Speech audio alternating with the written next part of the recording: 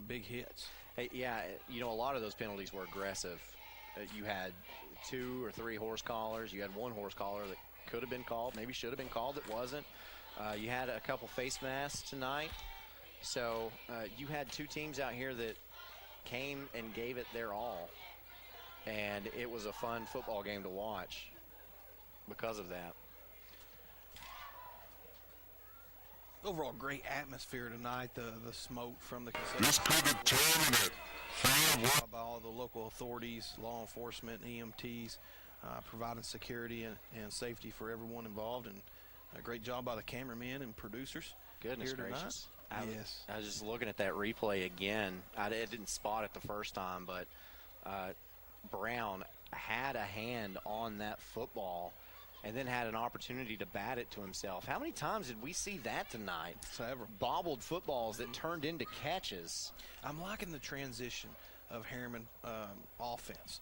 You know, the old traditional triple handoff that Travis Tapp is known for, option football, and they're transitioning to a more spread-friendly, athlete-friendly offense, and I think Harriman has a bright future changing it up offensively. Not only that, but Tadarius Boyd, a sophomore, taking over. This is his first year with starting quarterback duties, and you're gonna see him in a Harriman Blue Devil jersey for another 2 full complete seasons. And the best is yet to come, man. Yeah, the way that Coach Tapp already trusts him to sling it around like he does, this Harriman football team is going to be fun to watch moving forward. And then Jordan McCollum is sensational. He's a complete game changer. Let's say this and bold it and underline it: potential. Okay. Yeah. His potential is elite. So if like I said, if the Harriman community can really surround these players, and specifically that player, teach him how to be an all-around wide receiver, this kid is going to have a highlight reel that is going to be impressive. All right, so midway next week we'll have Sunbright in a region game, and looking for Harriman's schedule. I don't have it readily available. Do you have Harriman's schedule? Nope. Yeah, well, you know, Brad Jones does. Brad's got everything. Yeah, so Harriman, what Brad Jones said he did. But anyway, this battle for these final 3 weeks to see who can get into these playoffs and where they get seated will be a lot of fun to watch, and we'll be along for the ride. Now, next week, we get to head to Anderson County to watch the Mavericks play. They're taking on Chattanooga Central, and anytime you get to be there. Yeah. Yeah, the Chattanooga Central Purple Pounders is I don't know what a Purple Pounder is. Maybe. Somebody enlighten us out there on Facebook. Give us a drop. Let us know what that Purple Pounder is. I'm really looking forward to going to Anderson County, though, because they have such great facilities. And, you know, they treat us pretty well, too. Oh, they definitely do. They know how to host a party, let me tell you. And, guys, this is going to be a knockdown drag-out, so make sure you tune in next week for the game of the week, Chattanooga Central at Anderson County. And Midway next week Harriman next week has Greenback at Greenback if all the COVID issues calm down over there. Yeah, so, and here's the thing, if they don't, Greenback had to cancel its game this week with Coalfield. If they have to cancel next week, that's a region win for Harriman, and that gives them a leg up for that last playoff spot.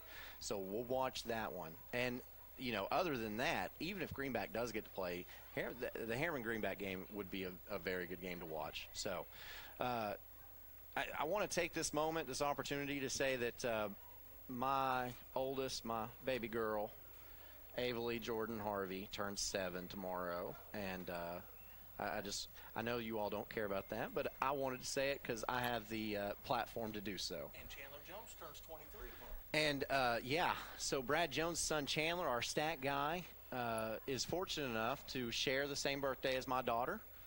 And so he we're trying to get him on camera.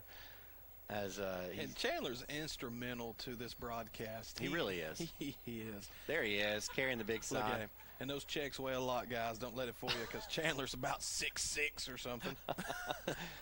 Yeah, so happy birthday to Chandler. Happy birthday to Ava Lee. And I want to say a big thank you to Chandler. Takes care of our stats for us. Brad Jones here producing like a madman, our cameraman. And tonight we lost Jonathan McGuffin's not here. So filling in for him is Brad's other son, Trevor. Who has done a great job tonight on the camera. Yeah, and also Chris Bricky. I can't say enough about this BBB TV crew, and I just want you to know that, like, I don't put in the hard work that it takes to get these broadcasts on. It's these men here. They do everything, and I want to say how thankful I am to them, and I'm hoping that will result in a raise in my check next week. So I'm just kidding. That was completely sincere, I promise you. So anyway, now we're going to send it back to the BBB TV studios because we've got the 5-Star Preps Friday Night Scoreboard with Queener and Cox, and they'll be running through all of the final scores for tonight, taking your phone calls as well. And so make sure you tune into that. So for James Gibson, Brad Jones, our cameraman, Chandler, just everybody, I am Aaron Harvey. So long, folks. Football is back. And OEB Law is excited for a season full of big hits, perfect plays, and those nail-biting near misses. If you've been injured, OEB Law will come to your defense and tackle any obstacles blocking you from scoring a full and fair settlement. Call OEB Law 865-546-1111 and turn your wreck into a check. Evans Mortuary has been serving the needs of families in and around Roane County since 1976. As established members of our hometown community, we understand the security of dealing with people you know you can trust. We build our reputation on this trust. The Evans family appreciates the confidence the community has expressed in us over the years and will constantly strive to earn that favor. Evans Mortuary, 805 North Gateway. I gotta go shower. It's laundry night. Dishwasher needs to run. And the hot water wars. A Renai tankless water heater gives you an endless supply of hot water for everything you need to do. Feel the comforts of home with natural gas. Natural gas tankless water heaters cost almost 3 times less to operate annually than the electric models. Make the switch today. Renai, hot water for all.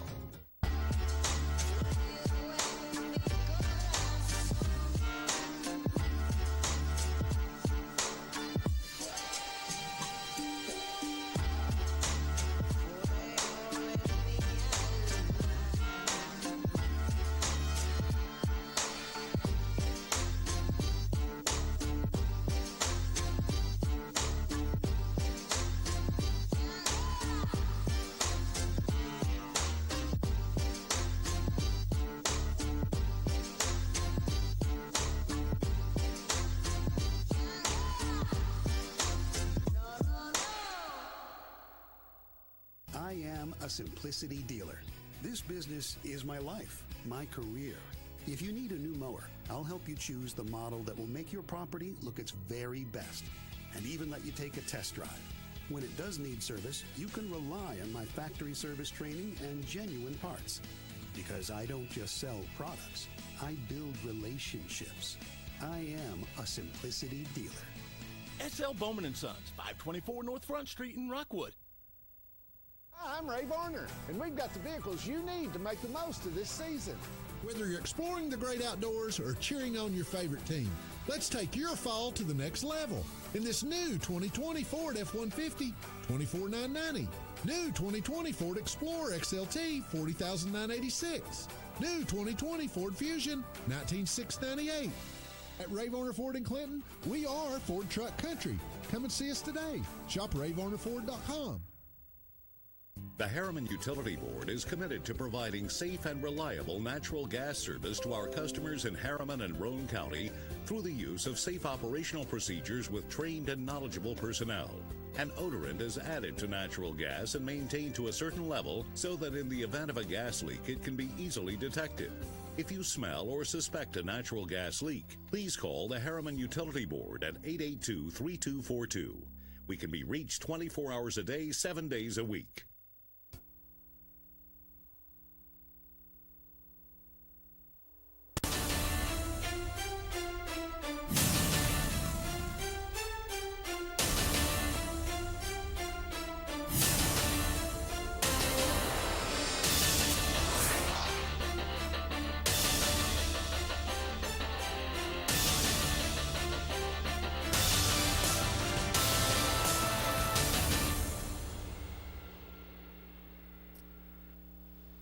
Good evening, folks. Welcome to 5-Star Preps Friday Night Scoreboard. I'm David Queener. I'm flying solo tonight. So, hope a lot of people calls. If not, it's going to be boring, it's going to be long, and we won't be here long. So, but anyway, now we're going to be here for a little while tonight. We'll talk a little high school football. We'll talk some Tennessee football. Tennessee's got a huge game tomorrow. So, I know we had some of our local teams on this end have byes tonight. Oak Ridge was off. I think Harris County was off. Clinton, I don't know if that game's over yet or not. It was 24-0 Fulton the last I heard coming down from Jim Harris. We just seen Midway, a team that's vastly improved in the last couple of years, is headed in the right direction. They knock out Harriman tonight. I didn't know we had the COVID games we had tonight. Coalfield and Greenback, a COVID game, and Rockwood. I talked to Ron Berry earlier tonight, and he told me that Rockwood was doing a scrimmage with Stone Memorial. The first half they played the varsity. The second half they were playing the JV. So all these coaches are trying to get as much practice time and stuff in as they can. But it's time for the David Queener weekly rant. I've done it for 8 weeks now. When I sit here, I tell you, please do your part at a high school football game. Please. We're close, folks. We're there. We're almost at the finish line of the regular season. So let's do our part. Wear a mask. I got something right here I can pull up. Wear a mask, do social distance, and take care of yourself. Wash your hands, and do everything. And by all means, if you're sick, stay at the house. There's plenty of opportunities around here, and if you're on this end in Anderson County to listen to Oak Ridge on the radio, there are several different ways. I think they're on their school channel. Anderson County's on part of the radio off WYSH, I think on the WQLA side. They're there. Clinton is on 1380, and Oak Ridge is also on it's 92.7, I think, or something like that maybe. But there's plenty of ways to listen to teams in this area up on this end to radio. Now, the Roane County teams, I know the Morgan County teams are covered down there with the radio station down there, and they just, you don't know where they're going to be from Friday to Friday. So if you're sick, watch Channel 12 if you get it, and watch whoever the game of the week is. Next Friday night, I heard them say it's Anderson County and Chattanooga. I believe Central, maybe that's what he said. I'm not for sure. So, but anyway, we'll rock tonight, and like I said, it's week 8. So like I said, those first 2 games there, Rockwood, Cumberland County, COVID game. I heard him say something, if Greenback is not able to play next week, that's Harriman, and that'd be a region win for Harriman, which I think that would be a much needed region win for Harriman. So, you know, we're to the point now where we're playing for playoff spots. So the game tonight between Clinton and Fulton sets up the game between Fulton and Oak Ridge playing for 3rd or 4th place, more than likely. That's how that's going to work out. So that'll be a big game. Man, what a few years makes. It went just a couple years ago that Fulton and Oak Ridge was playing for the region championship. Now they're just playing to see who's going to go 3rd or 4th possibly. I don't think there's any scenario that Oak Ridge misses the playoffs. I don't think there's a scenario there that would knock them out. So, but we're playing for 3rd or 4th seed. That's probably on the road the whole time. There's probably not a home game in there. I've not looked at it to be able to tell you that, but there's probably not a home football game in there. One thing that did catch my attention was Kings Academy. Wow. Laying the wood to Oneida tonight. I know a lot of people picked I think that game was at Oneida tonight. A lot of people were picking Oneida to win that game because it's up there, and Tony Lambert's a really good defensive coach. He's a good football coach, period. Not just a defensive football coach, but I think it's 42-19. I'm assuming that's final. That was what was up on the ticker there. So I see where Oliver Springs goes tonight over Sunbright. Another, that's what might be their third win in a row. They're evening things up a little bit. So Oliver Springs got it turned around, headed in the right direction. Gibbs and North City don't really mean much to us, but it's 49-14 if you're out there wondering. And Knox Central wins tonight over Carter. That's another. A lot of people pick Carter to beat Knox Central tonight. And DB beats Farragut. Wow, that's a big score too. That's I'm not going to say that's an upset because everybody says DB's the real deal. We'll find out a little later on. They got Alcoa at the end of the year, and then they'll have Maryville down the road somewhere. So we'll see. We'll see with Alcoa. Man, that's big. Alcoa's jumping up 3 classifications and sizes to go up and play DB, which I'm going to bet DB might be one of the bigger enrollment-wise 6A schools in the state of Tennessee. I'm not saying it's the biggest, but it's going to be at the top somewhere, being a really big school. So last night's game between West and Powell, I don't know. West is, I had said a few weeks ago on this show that I didn't think, West didn't impress me, okay? Actually, Powell didn't impress me neither. A good football game, a really good high school football game last night.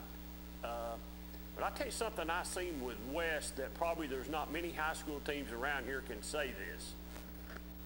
West has 3 really good running backs. And, as we get on into this, as we get on into the year here, and as we start getting in to the playoffs, I think a running game, especially if you've got colder weather or rain, most teams will have 1 running back, maybe a second one that's not a bad fill-in, but he's not your first class. I think West has got 3 that's really close to being equal. But a good high school football game last night. You seen a lot of bad snaps. I heard them talk. I listened to a little bit of the Clinton game tonight. Listened on both channels, whether it was the Fulton channel or the Clinton channel, and they talked about bad snaps. Man, we're having penalties. They talked about the penalties tonight over there, just being brutally unreal. The penalties tonight that they had over there. So, maybe the officials are getting loosened up finally. Maybe they'll stop throwing so many flags. But because we don't want to talk about the officials, and they don't want us to talk about them neither. So there's really no reason, we'll just rock on. So let's see who's on here. Let's get some phone calls. Quick caller, you on there? Whoops. Quick caller. Well, who was there hung up. Quick caller, you on the air? Hello. Nothing there. Quick caller. Hello. Quick caller. Well, that one's gone too. First 2 calls have dropped for some reason. Let's see if we can get it now. Quick caller, you on the air? Well, you cut me off there, Mr. Quinter. How you doing? I didn't cut you off, but you cut yourself off. Oh, did I? I don't know what happened. I lost 2 phone calls like bang, bang, bang. So it did happen. So what's going on, Mr. Berry? How we doing? Not a thing, buddy. How you doing? I'm doing as good as can be expected. We're in week 8 of high school football, so I'm doing pretty good. Didn't make it, did we? No, to be honest with you, I didn't. Rockwood was a victim tonight, obviously, with Cumberland County not playing, but homecoming. So Stone Memorial did graciously come over and let them get homecoming in.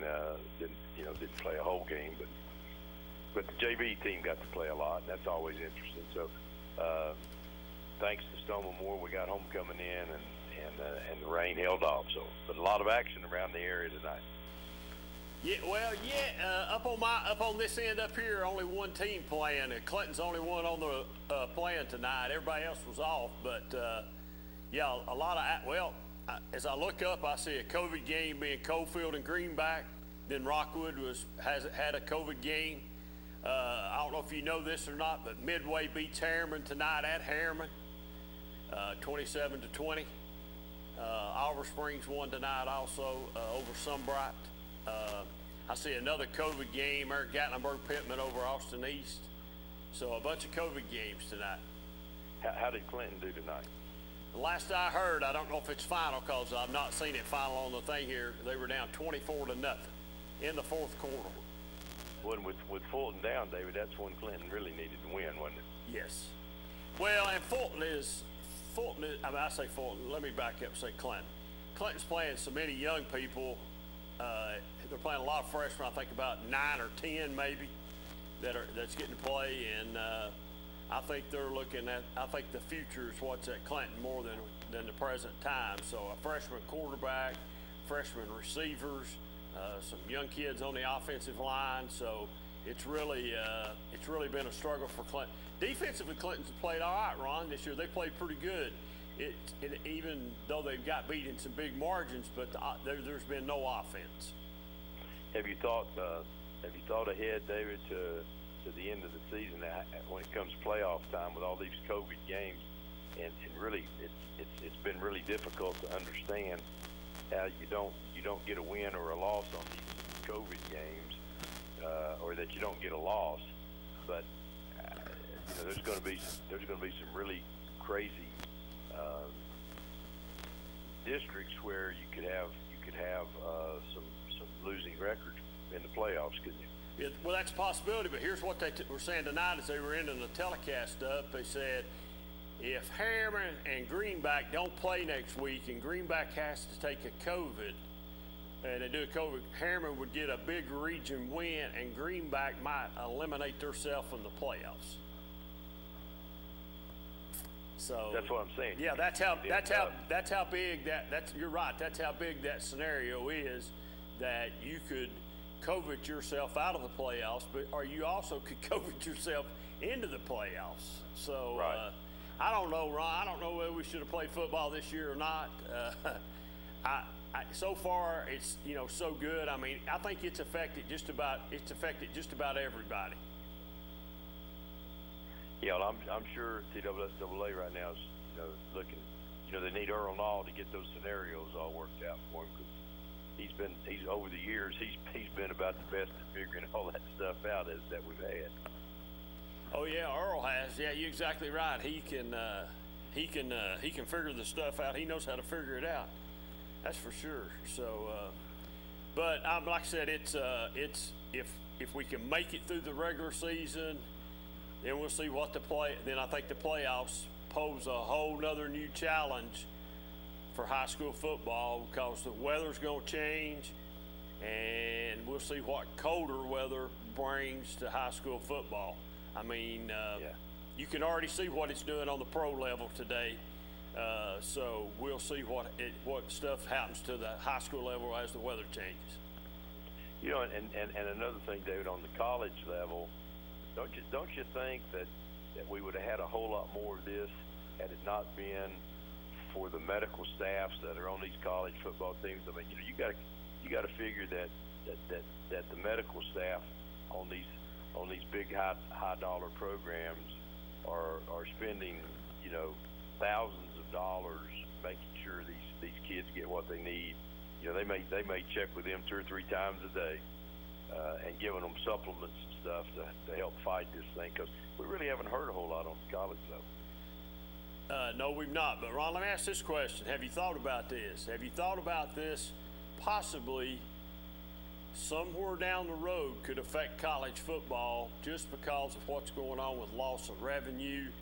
Could it put some college football teams out of business? Well, I think obviously I think it's a big deal, but at the same time, you know, look at the TV revenues this year now. I mean, every week you're getting an SEC matchup. You don't have any lackluster games. So from that standpoint, you know, they're probably generating more revenue for the TV industry that's going to kick some of that money back. But yeah, it's going to be, you know, when you look at these stadiums and I'm not sure who's in charge of making sure you only get 20%. I saw some games last week that looked like they were more than 20% of their stadium full. Yes, I was trying to think what game I saw. Maybe it's at Georgia. I can't remember. It might have been Georgia and Auburn. They looked like there was more people there than. Yeah. There was quite a few. I'm not sure who's controlling that, but yeah, I mean, you know, like Tennessee's had what 53, I think, players that have had COVID over the course of the year, and you know, now that the season is started, you know, you don't hear of any of that. So I think the big universities that have the medical staffs capable are obviously doing a lot like you know, some of the politicians. They're receiving the finest care that there is out there. Yeah, you're right. But what I didn't realize was how it had affected UT by some young men not being able to practice, and how much under the gun Jeremy Pruitt talked about just not really having enough players to even really do scrimmages or anything like that, and how far by. I'm surprised Tennessee is 2-0 right now, just for the simple reason of what he's talked about. Well, but for long periods of time there, you couldn't scrimmage anyway. You know, True. you were in shoulder pads and helmets and stuff. So, and being outside and all of that stuff. The biggest fear I think that college coaches had was what are their kids doing after they leave the complex. You know, I mean, are they out here in big groups of people that could, you know, where they could contract it? But it looks like, I mean, the colleges are rolling. Boy, that's a huge game tomorrow. Yeah, typically in the years past, and you got to go back a few years. Usually that Tennessee going to Georgia, Tennessee had as good a shot going to Georgia to win as anybody back in the day. Well, and they you know and they do, you know, they do tomorrow. Of course, playing Georgia is letting them a little earlier than we usually do. This is usually Florida week. Correct. For Tennessee, so. They get Florida later in the year, which I would rather play Florida early right now. I mean, Florida's going to get better and better and better. But tomorrow it'll be a big day, and it'll put somebody up. It'll put somebody up in the East pretty good. I mean, that'll be, you know, when you're going head to head now every week, you never know, and that's a long season to do that with. But be a big day tomorrow. Let me ask you this question. Who's the best SEC football team right now? Who do you think right today? Who's the best team? I think the two best that I've seen are Alabama and Georgia right now. You don't think Florida's up there? I think Florida's obviously there, and I just haven't seen them. I haven't seen them play as much, but you know, traditionally this third year in for new coach and Dan Mullins has done a really nice job. This is the year when they show, you know, pretty much the most improvement, and he's loading Florida up to become what it used to be. And you know, and Tennessee's made some really good strides. I think you can look at their schedule. If you can pick up this 5-star lineman from Georgia next week, that's huge. And I don't think we're too far off from being where we used to be. You know, there was a time in the 90s when it didn't matter who we played, we had a chance to win.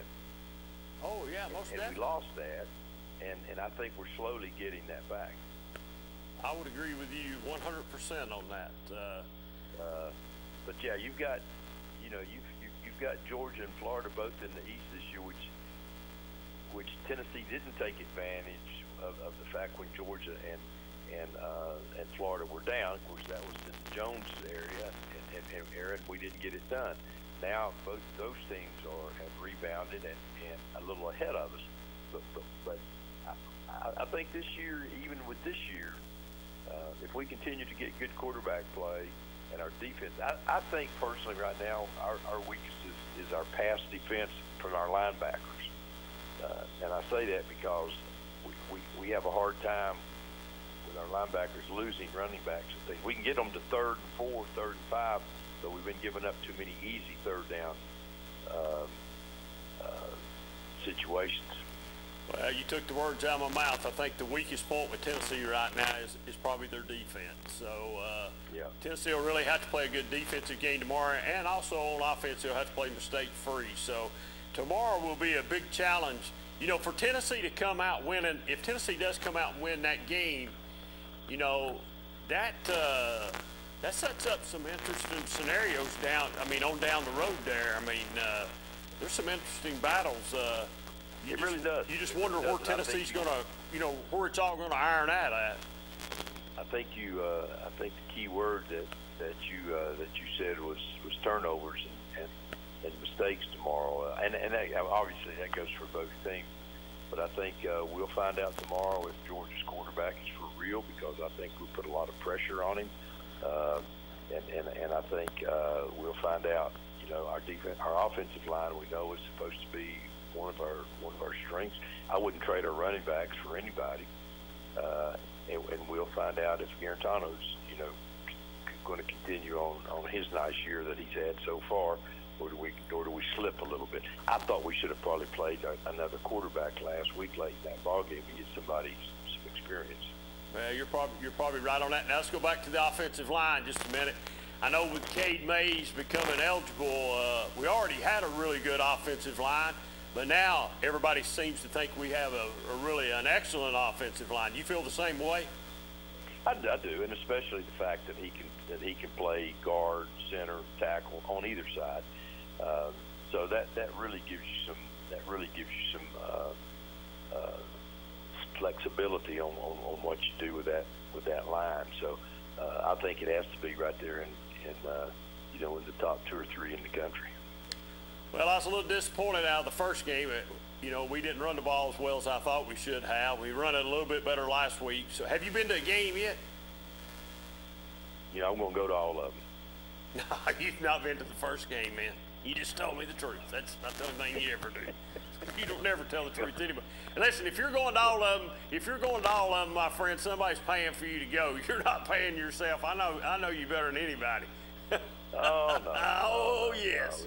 Oh yes. But it's a different experience, I tell you. It's a different experience. It's and it's happening. You know, it's happening all over the country. And some of these, you know, what's even worse now, those when you look at a pro game and there's nobody in the stands. Yeah. Well, it's been hard watching the playoffs in baseball with nobody. Man, I just don't know how those guys are doing it. I don't know how they're doing it, Ron. And you know, the other thing that they're not really monitoring well is in these college games are the noise levels.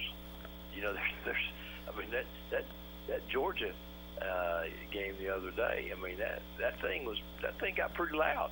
It did. Even on offense. It did. All right, before you bug out on me here, what's the score tomorrow? Oh man, I think Georgia probably wins it by a field goal. Georgia, boy, that's our field goal. Our field goal is the kicking has been weak right now. What? Well, 1-3? You're right, and we're supposed to have one of the better field goal kickers in the SEC. Exactly. But he's missed one in every game, so I don't know. Maybe tomorrow he's on. But that's a real Tennessee fan to take Georgia. I mean, I appreciate you being truthful. Well, I am a Tennessee. I am, and I hope, and I guess the reason I said that is that over the years, if you bet on Tennessee all the time, you're in the hole. Yeah, you're in the hole big time, buddy. I agree with you. So they've let us down, but I'd like to see us go down and win. I just was, you know, I'm just speaking from the heart, buddy. I just think it's it'd be tough on the road, possibly in the rain, I think we're close. I just don't think we're there yet. Well, a win tomorrow could be a winning SEC record to a losing or 5-5. I think a win tomorrow, Tennessee 6-4 or 5. It could be 5-5, but a win tomorrow might make them 6-4 in the SEC. And in Pruitt's time at being at Tennessee, I think that's being an all SEC schedule. I think that's pretty daggone good. I think if you win tomorrow, David, I think you could even be better. You think you could be better at 6-4? I think you could be better at 6-4 because if you win tomorrow, you got to assume that you still got Kentucky and Vanderbilt on there, and I think you can I think you could possibly be 7-3 maybe. Wow. Okay. And what that does, I mean, think what that does for you on a recruiting schedule. I mean, we've already made good strides in Georgia and South Carolina, but you win that one tomorrow, and I doubt Muschamp makes it through the year. I think Muschamp probably gets fired in the middle of the year if he loses another game or two. He's going to be gone. That might get us that 5-star lineman tomorrow. I think, what is he, not like 6'7", 3 something? Yeah, he's a big boy. He's another real deal, and that's a big win. If we win tomorrow, that's really good. It is. Well, he's a big deal like you are. The one and only Ron Berry, folks, calling in. It's a rarity that he calls in, but the great Ron Berry's been on with us tonight. Listen at you. The great Ron Berry, the one and only. Well, have a good show, my man. All right, man. See you, buddy. Appreciate it. All right, see you. Like I said, folks, that's the one and only Ron Berry, the great Ron Berry. Me and him were partners for many years on Friday nights. We've done a lot of high school football games on Friday nights, and he taught me a lot about small high school football that I really didn't know. I just thought it was the bigger classifications, and he introduced me to a lot of good high school football coaches that I got to meet over those years. And then for a long time, we done the Wednesday night show together, and he sort of retired and went on, and I sort of semi-did it, and then came back a couple years ago to help Jonathan Cox out here on the Scoreboard show. So I appreciate Mr. Berry calling in tonight, and he's the tightest person I know. Probably besides my son, he's even tighter than that. Hey, let's jump out and take a commercial break, and we'll be right back here just in a few minutes.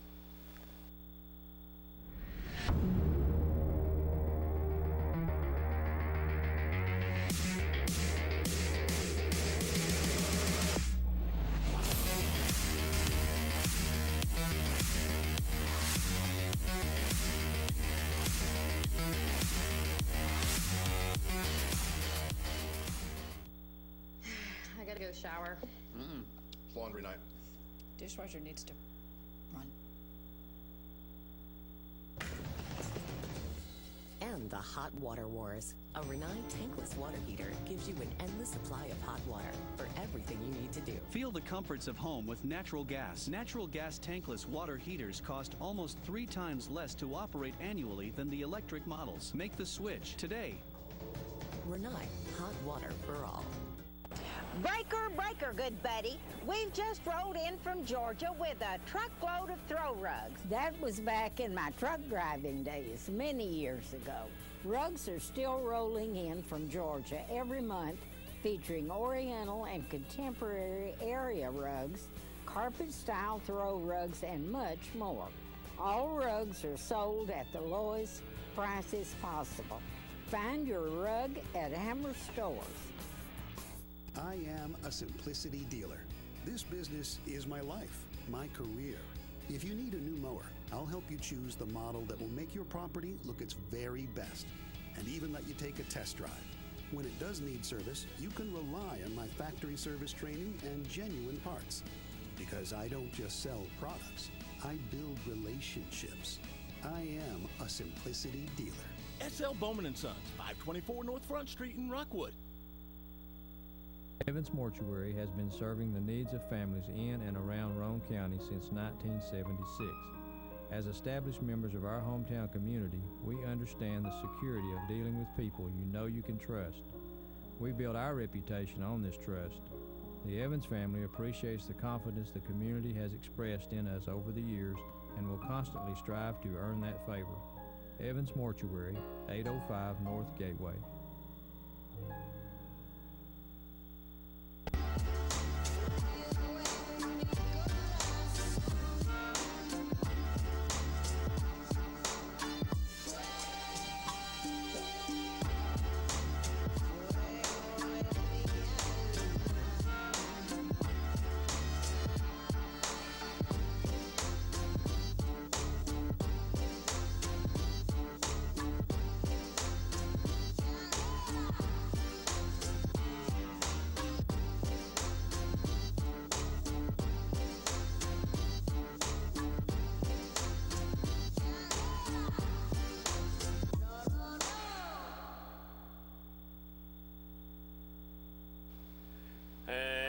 back to the 5-Star Prep Friday Night Scoreboard. It's David Quinn. Like I said, I'm flying solo tonight. Appreciate the one and only Mr. Ron Berry calling in tonight and talking to us a little while. We covered a little bit of everything there, and like I said, he used to be my running mate here a little bit. So I know we had some people that were on hold during that long conversation I had with him, but if you want to, give us a call back at 483-8112. We'll be more than glad to take your call. Matter of fact, we'd appreciate your calls. I was just, and I was waiting for it to come back around, and I missed it again. I think Grace got beat tonight, if I saw that right. That was a team that was undefeated. I was trying to look at the score to see if that was actually the case. So, but anyway, he said week 8 is in the books. If you're fortunate enough to have played all your games and not had any COVID games in there, you're lucky. But like I said, week 8 is in the book. Oliver Springs, like I said, wins tonight big. Midway wins tonight. Knox Central wins tonight over Carter. That's a low-scoring football game. A lot of people thought that might be a little bit higher scoring. I think Carter might have only lost one ball game too, coming in fairly with a good record. So Fulton beats Clinton. Kingston ekes one out over Scott. Wartburg gets Jellicoe. That's a big win for the Wartburg tonight. I'm sort of hesitating a little bit. See where Pigeon Forge wins. Meigs County beats South Pitt tonight. I don't care anybody that beats South Pitt. I don't know where they beat them at. I don't know if it's at South Pitt or not. But if they went to South Pitt and won that game tonight, that's a tough ball game. DB rolls over Farragut tonight. Bearden rolls over Jefferson County. Greenville. That's not good, folks. Not especially if you're Anderson County folks. Greenville's starting to play a little bit better. Knox Catholic wins tonight over West Green. East wins over Sevier County. A lot of people picked Sevier County last night. And Sweetwater continues on to play pretty good football. Let's see if Chattanooga Christian beat Knox Grace tonight.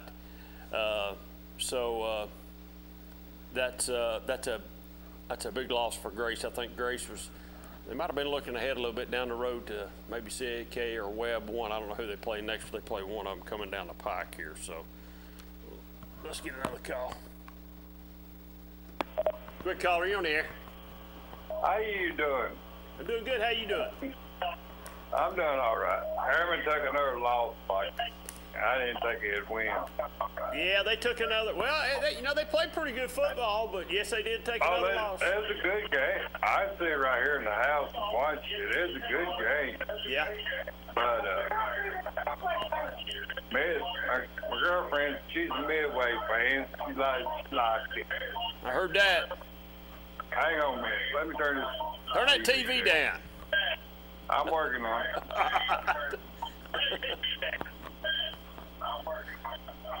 There you go.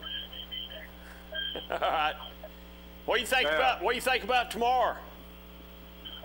Tennessee's gonna win by 14. By 14. Okay. Cade Mays is 14 points better than they are. Well, now you said that I think last week. I did. Yeah, you did. I remember. I've not got to the point where I'm losing my mind yet, but you did. You said that. So you said Cade Mays is worth 14. Well, I'll tell you what. If Cade Mays is worth 14 and we do it tomorrow, he's the real deal then. He's a real deal. Yeah, apparently he is the real deal. I watched him up there at Catholic one time. Yeah. He's good. Well, I know he's a Tennessee guy. I just wish he would have came to Tennessee right off the bat. But after looking at everything and hearing everybody talk about it, he probably made the right decision to go to Georgia.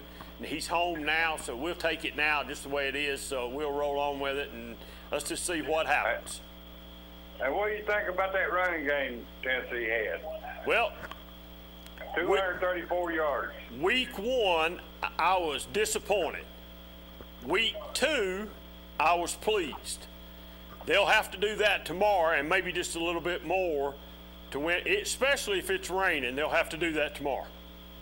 Oh, yeah, they'll do it. Where's Cox at? Cox has gone out. He had to go out of town, and he's gone. He'll be back next Friday night with me. I'm going to rub it in his face. Well, rub it in. I wish I had his phone number, and I'd send him a picture. I heard that. Well, I'll tell him you're looking for him. I'll give him the message. I'm gonna give him some cane over it. Tennessee ain't got a running game. No, Tennessee's got a running game. We got to play really good. I tell you what, Tennessee offense just play like they've been playing, no mistakes. But I'm worried about Tennessee's defense tomorrow. That's the sticking point that I think that. I think they'll work on it.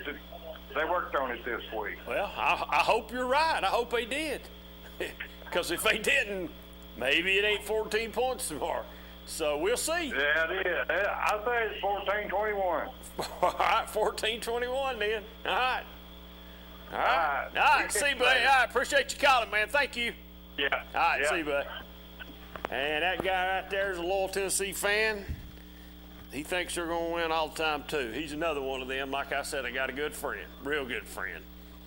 Ran into me. Matter of fact, I was at a meeting with him, and he told me, he said, this is the year. And I just looked at him and shook my head.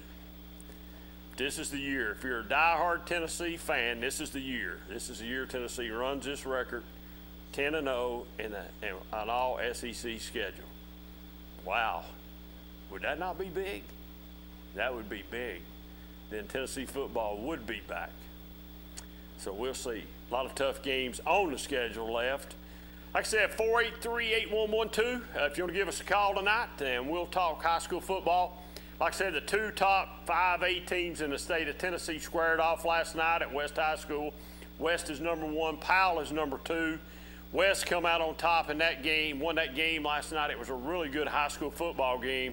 Like I said, West has a really good running attack with 3 really good runners, and they can throw the ball too.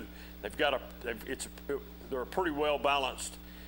I look forward to seeing later on in the year, come playoff times, because come playoff times, those teams are going to meet again.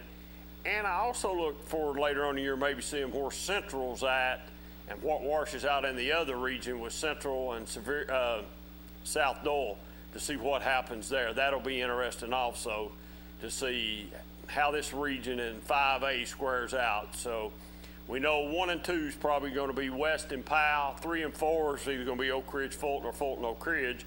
We'll see how that plays out. I think that's the scenario. I think everybody else is on the outside looking in, and they don't have a key to the lock to get in the door. So I think that's where it'll be. So I think this region. I was hoping Cox would be here tonight. Maybe I'll ask this question, and somebody like Richie Noe might be watching, and he might call and answer the question for me. I was asked this question this week and I was at Food City when I was asked the question. They asked the question to me, David, do you think Anderson County could compete and win the region that Powell and West and Clinton and Oak Ridge and Campbell and Carnes and whoever else is in it? Could Anderson County win that region? I don't know if they could win it, but I know they could compete in it. I mean, they've already competed against Powell and played them a really good football game, and Powell wins it in the last minutes of the game and Anderson County had a shot maybe to win that game or tie that game up. So yes, there's no doubt that Anderson County could compete in that region. Could they win it? I don't know. You'd have to see. I'd want to compare them to West, because I think West is just a little bit better than Powell. So that's just a question that was asked. That's just a football fan, and probably he's a fan of Anderson County. I think he's just wondering, this is a pretty good Anderson County football team. Could they compete in this region in the classification 5A? Could they compete in it? Yes, I think they most definitely compete in it. Could they win it? I'm not for sure, because I don't, without seeing them. I know for sure they've played Campbell County. I know for sure they've played Oak Ridge in the past. They played Clinton every year. They've played Powell for the last couple of years. They've played Fulton for the last 2 or 3 years and competed. I don't think there's any question about the competitive part and competing in it. I don't know where they would stand out in the whole region. Man, that would sure make it, you talk about an interesting region with all those teams in there. Wow. It's already loaded enough. It'd be on overload then. But maybe I'll pose that, if I can remember that, I'll pose that question to Cox next week, and we'll just get his take on it, because he knows all those guys up AC real well. He's big buddies with him, and he's a big AC fan. So we'll get him next week, and we'll ask him that question and get his opinion on it. But as I said earlier, I seen where Oliver Springs won tonight. I was trying to see if Elizabethton played tonight, and I don't see them. I've not seen them. So that leads me to believe, and Maryville goes to Bradley Central and wins big. Everybody, a certain few broadcasters were talking that they thought Bradley Central might have had a chance to beat Maryville. Quit thinking that, folks. Quit thinking that. Till Maryville starts losing on a regular basis, quit thinking that. Maryville just, they don't do like most high school teams around there. Them are Alcoa. They're two completely different programs. They've got athletes coming out of the locker room over there. I mean, they're just out of the lockers over there. So let's get another call here. Maybe we got an answer to the question. Quick, caller, you on there. Yeah, David, you mentioned Oliver Springs winning there tonight. The rest of their schedule, they have Oakdale next week, and then they got Coalfield and Midway. And the Coalfield Midway games are going to be very tough, but if they could win out, they could possibly win that district, couldn't they? Yeah, I think so. Or if not, they'll be right. I mean, if not, they'll be right at first or second, either one's what I'm trying to say, I guess. But yeah, you're that'll right. be the Coalfield game's going to be awfully tough, and Midway's playing pretty good too. So they are. You're right about that. Midway is playing really good right now. Really good football. Coalfield's just Coalfield. Yeah. Yeah, I thought Midway looked pretty good tonight, and Herman played a good game too. They did. If there's any baseball fans out there, the Yankees just got beat by Tampa Bay, and that put them out. What was the score? 2-1. Pretty good game. Most of them have been pretty good games. Well, I hate to. I'm just glad to see some different teams moving forward. So that's good. Yep. Okay, Dave. See you later. All right, see you, man. And I don't know. I know the Lakers are playing tonight. I think they were leading earlier tonight. I don't know where it's at now. I know LeBron's trying to get him another championship. I'm sure my sister-in-law's rooting him on. She's a big LeBron fan. She likes the Lakers, so I'm sure she's patiently watching and ready for that to happen. So big LeBron fans. The NBA, just to talk just briefly about the NBA and relate it to the COVID, they go in the bubble, and I know it's smaller numbers, and maybe I don't know. I don't know how the NFL is going to continue on. I mean, we don't talk NFL around here too much, but just for the COVID purposes, I will. I heard tonight that if you don't wear a mask on the sideline and you're talking to an official, you're going to get penalized. There's going to be a penalty for that. I don't know if it's the 5-yard variety or the 15-yard or what, but you're going to be penalized for it. And they're talking about on the Titans, I don't know what the rule, I don't know if they've got COVID rules set down that the players are supposed to do after, I don't know, but they're talking about maybe penalizing them, possibly making them forfeit some games because of it. Some games, if they don't get to make them up, they're going to make them forfeit because it was they considered it to be careless. So, I don't know much about that. I know me and Ron talked a little bit about college tonight. Let's just think about high school.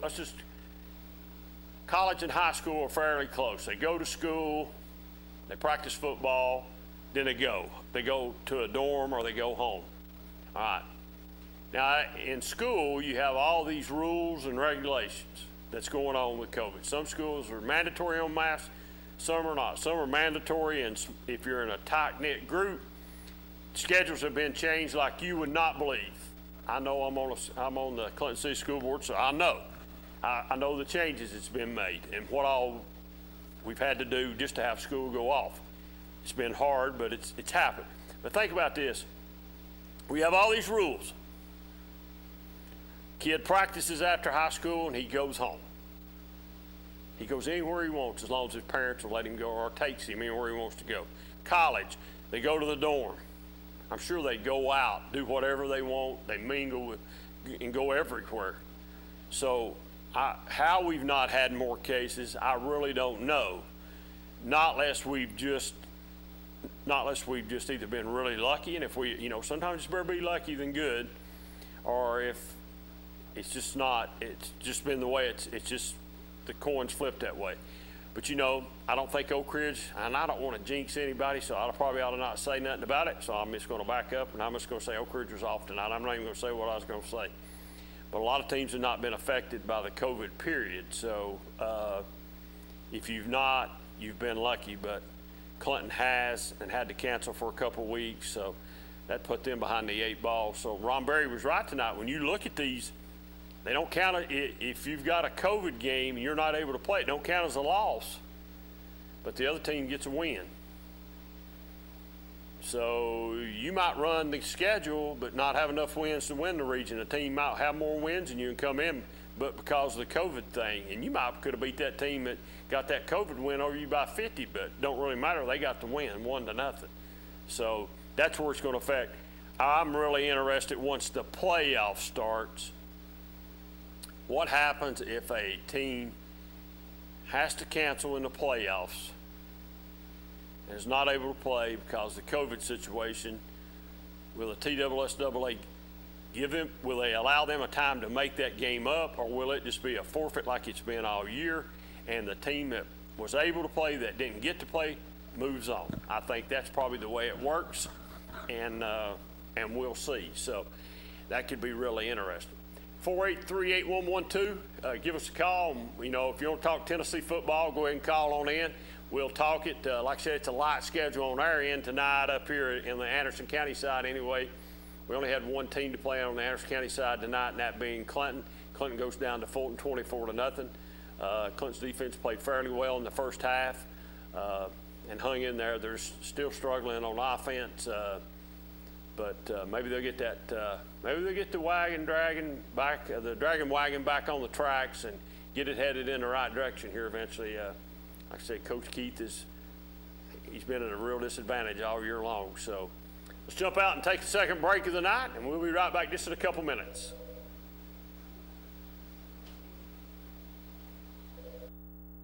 Evans Mortuary has been serving the needs of families in and around Roane County since 1976. As established members of our hometown community, we understand the security of dealing with people you know you can trust. We build our reputation on this trust. The Evans family appreciates the confidence the community has expressed in us over the years and will constantly strive to earn that favor. Evans Mortuary, 805 North Gateway. 1952. That's the year Hammers opened the first store in East Tennessee. Now there are 5 stores, and there's always something new. Like in Hammers' popular ladies' boutique department, you'll find the lowest price possible on new arrivals every week. Find similar deals in the men's department and the expanded rug department. Plus, special purchases always offer surprise savings. You never know what you'll find next at Hammers.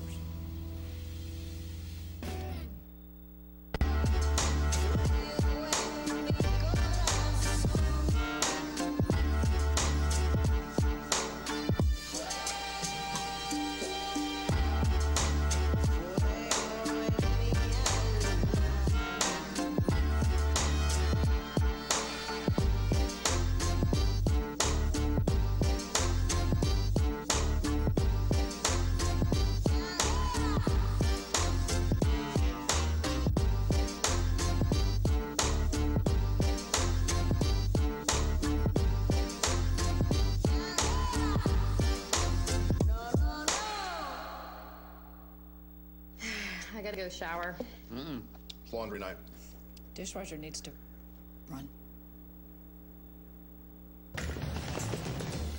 And the hot water wars. A Renai tankless water heater gives you an endless supply of hot water for everything you need to do. Feel the comforts of home with natural gas. Natural gas tankless water heaters cost almost 3 times less to operate annually than the electric models. Make the switch today. Renai, hot water for all. Make this spring all about enjoying the experience. When you ride on your new Ferris commercial mower featuring patented suspension technology, you'll have more than freshly manicured grass. You'll experience productivity and comfort like never before. And because you won't be slowing down for those rough spots, you'll mow more lawn in less time. Ferris, experience suspension. Your local Ferris dealer is S.L. Bowman & Sons, 524 North Front Street in Rockwood. Call 865-354-0600.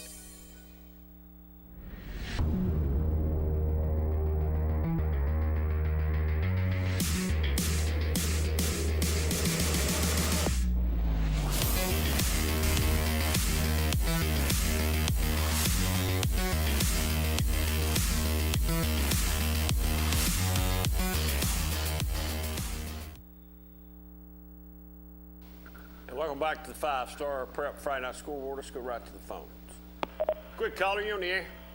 Hey, what would you think about a Maryville and a Dobbins-Bennett matchup? Well, I think that's a matchup we've talked about here a couple different times on this show. Everybody says DB's for real this year, but they said that the last couple years, and Maryville has either went up there or DB's come down here, and Maryville always wins that game out. Could this year be the different year? I said, I keep saying if DB's the real deal, then they'll beat Maryville and prove it to us that they're the real deal. Until they do, I would take Maryville in that game every time, probably until DB beats them. Maryville can be beat. They've been beat before. Oh, yeah, most definitely. I agree with you 100%. It's just they don't lose a lot of games.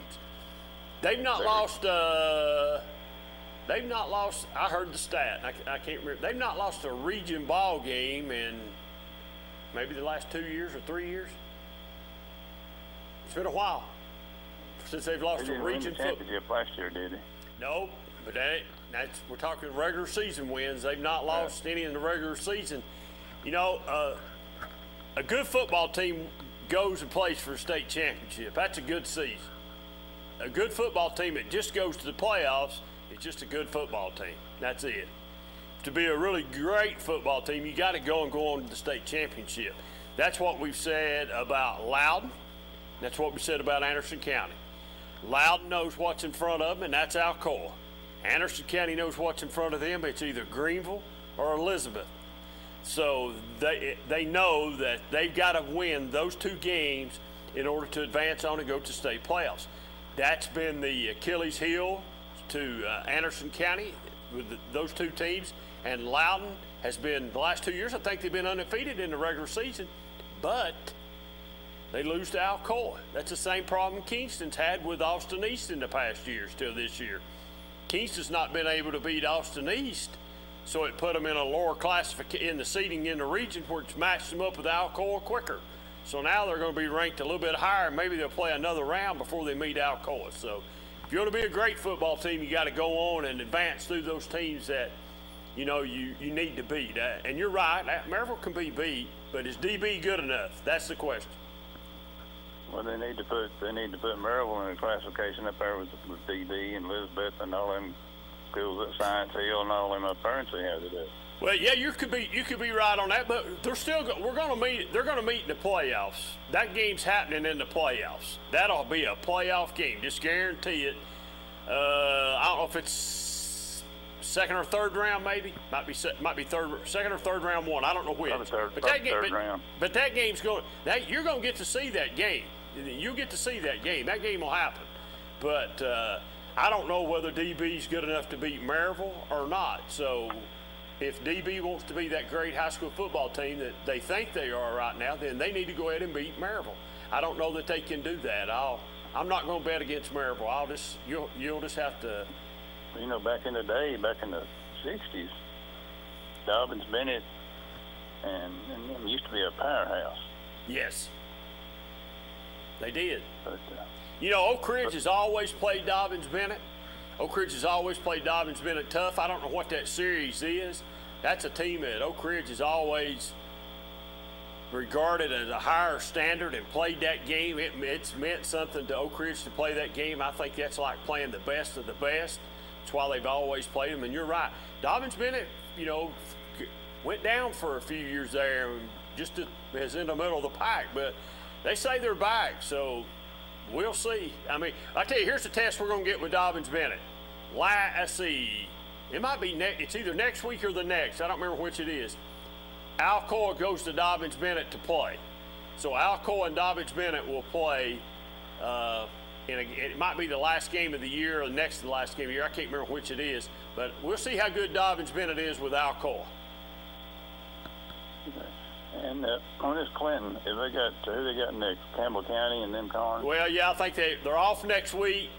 They've got Campbell County and Carnes left. If they can get some offensive things straightened out, they got a chance maybe to win those last two games, but they got to get some offensive things straightened out.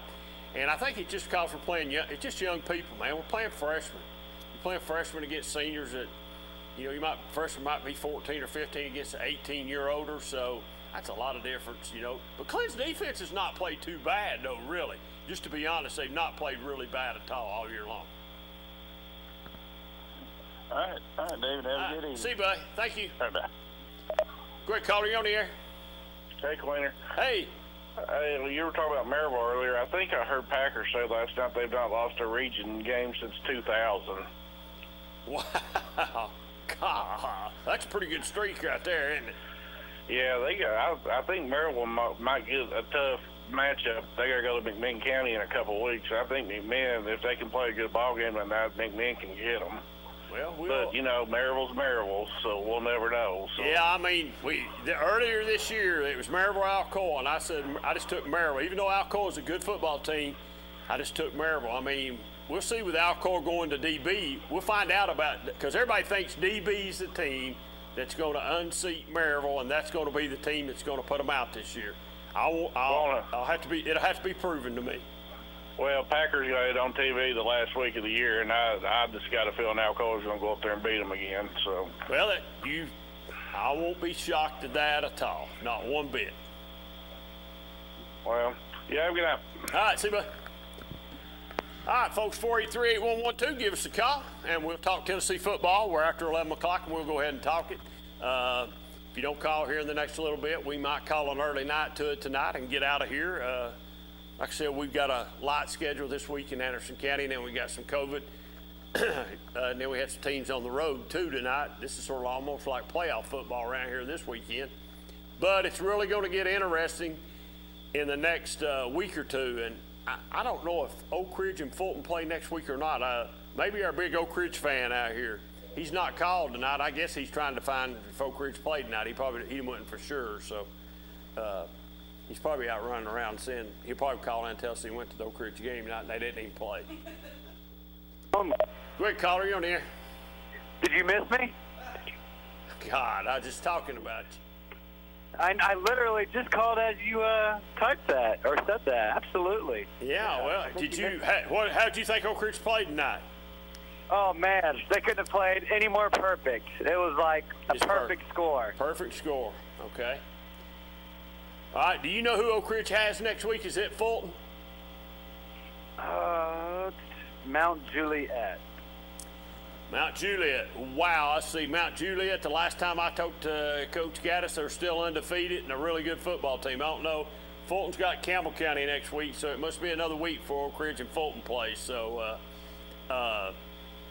wow, and that Mount Juliet game's at home too, right? It is. That is at home.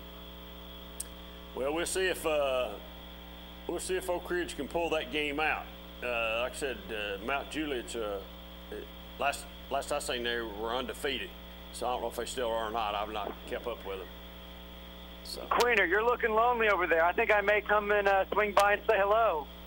Well, you can come by and swing and say hello, but I'm not lonely. I'm here with all my friends.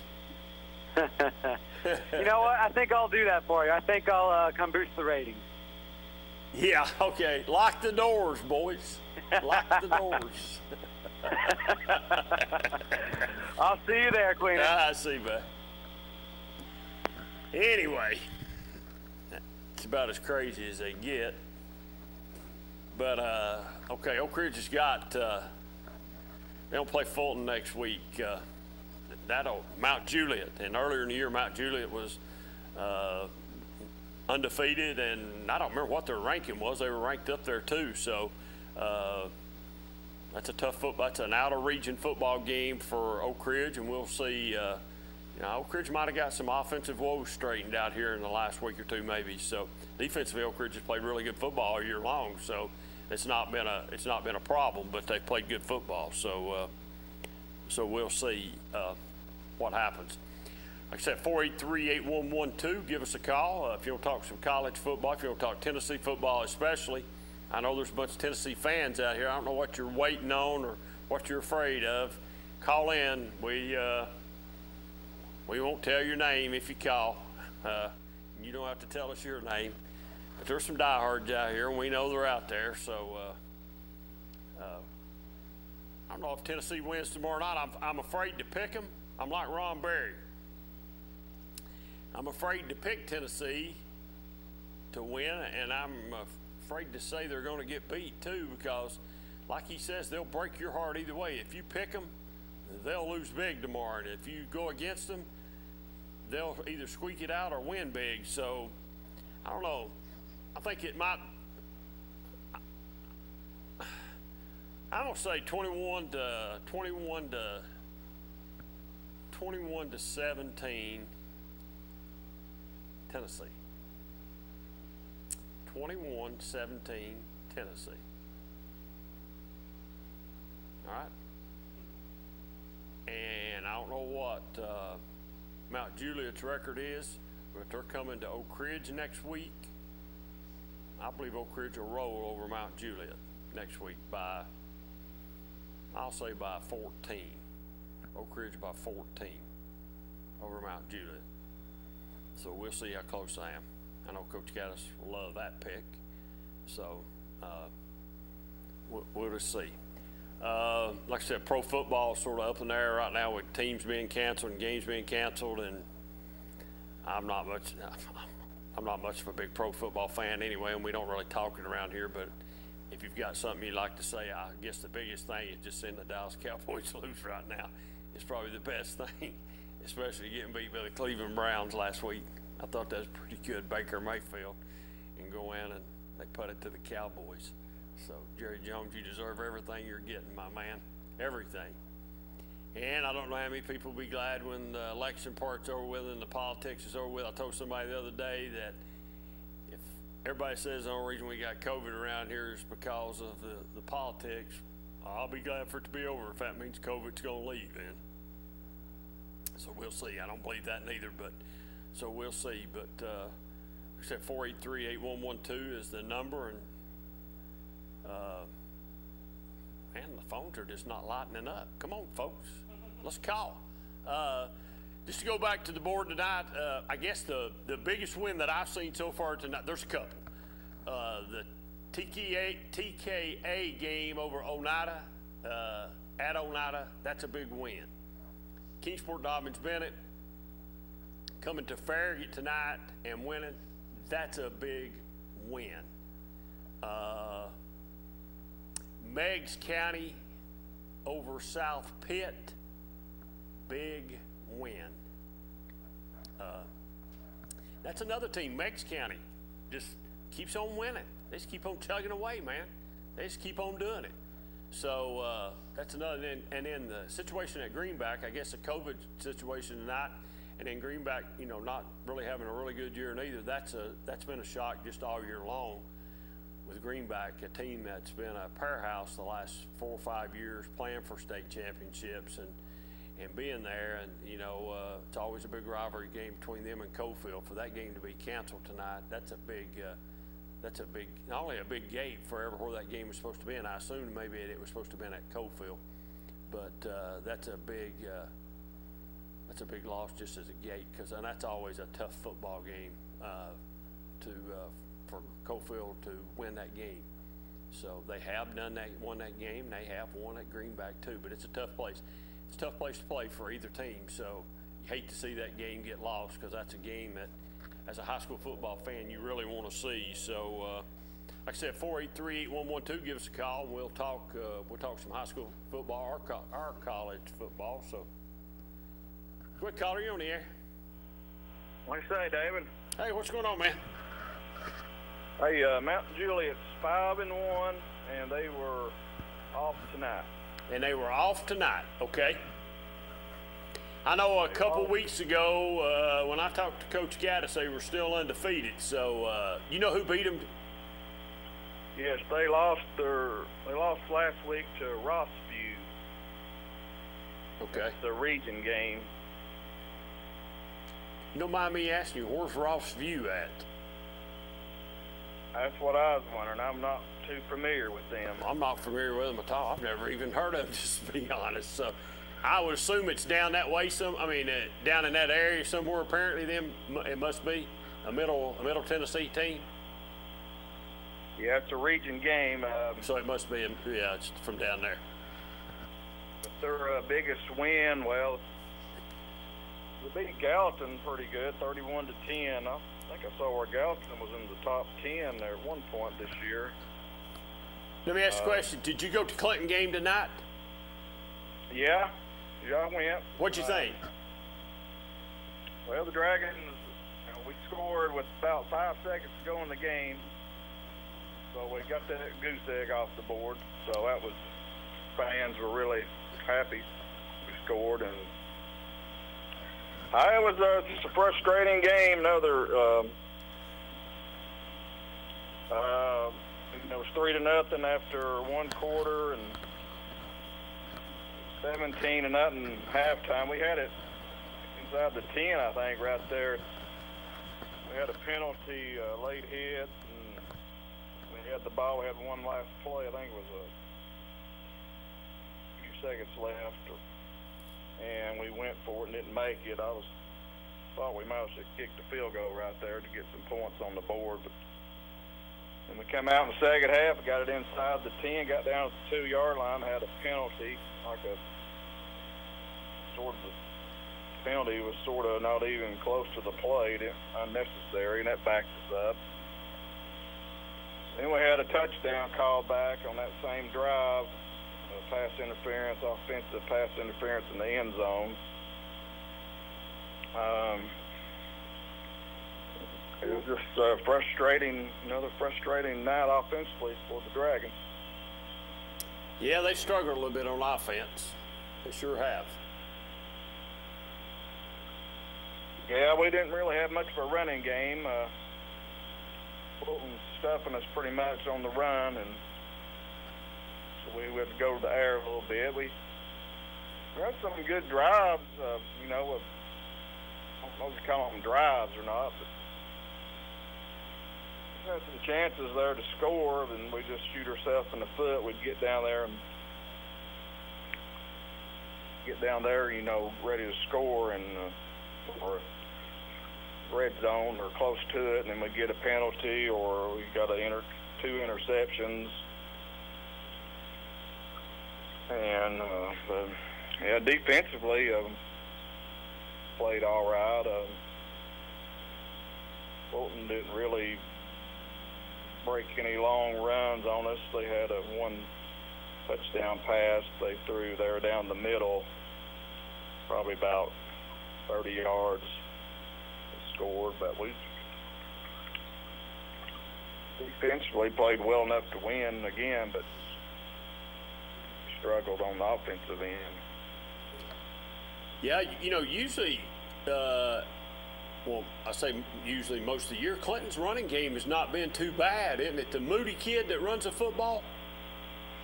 Is that right? Am I right on that when I say Moody? He played all defense tonight. He's ran some this year, but he's strictly defense tonight. Oh, was he? Okay. Was there, and I heard Jim Harris say this is the only reason I'm asking this question, was there a lot of penalties tonight? Because he was talking about the officiating. I mean, he was talking there were some penalties. There was a lot of penalties on us. Seemed like, and Fulton had some too. Fulton had their share. There was a few unsportsmanlike penalties on Fulton, more so than us. But yeah, we had some penalties. you know, there were some strange calls there, but you know how it goes. Yeah, they said they even started. I don't know, after one when they should have flipped ends, they didn't flip ends or something. Said the officials got confused and didn't even flip the end. Maybe changed the direction. So I don't know. I'm just So just hearing what people. I think it was the end of the third quarter. They had one untimed play left. What they said. That's why they made them run one play. There was a penalty in the third quarter, so apparently the umpire was saying, well, we got an untimed play. We have to do this before we change quarters. So. Oh, okay. All right. Yeah, I just heard Jim Harris say a lot of penalties, a lot of confusion. And then I listened to a little bit on the Fulton radio side, too, and they were talking about the officials, and they weren't giving them no breaks either, just like Jim. So I took it that it was not a well-officiated football game. So, anyway. Well, I don't know. I mean, you know, they're out there. You know, it's just frustrating when the calls go against you. But you know, I think they made some good calls, and then it's hard to tell and sitting in the stands. Well, yeah, they. I don't think they missed too many calls. It's easy for people on television to say they missed calls because we can replay it. They got to call it right then. They can't replay it 10 times. So most high school football officials do a really good job calling a high school football game. It's just sometimes it seems like they just get flag happy. I don't know, maybe that's just the way the game is, and maybe that's the way it's supposed to be, but they just get flag happy sometimes. Yeah, we had some promising drives going. We got a penalty, get a hold, and backs us up, and you know, when the teams, when you're struggling to score anyway, and you get those penalties when you do something good, and you get behind the chains, and you know, it's just tough. And you know, Joshua Keith, he made a lot of plays with his feet tonight. He got outside the pocket, picked up some good first downs, some good runs, and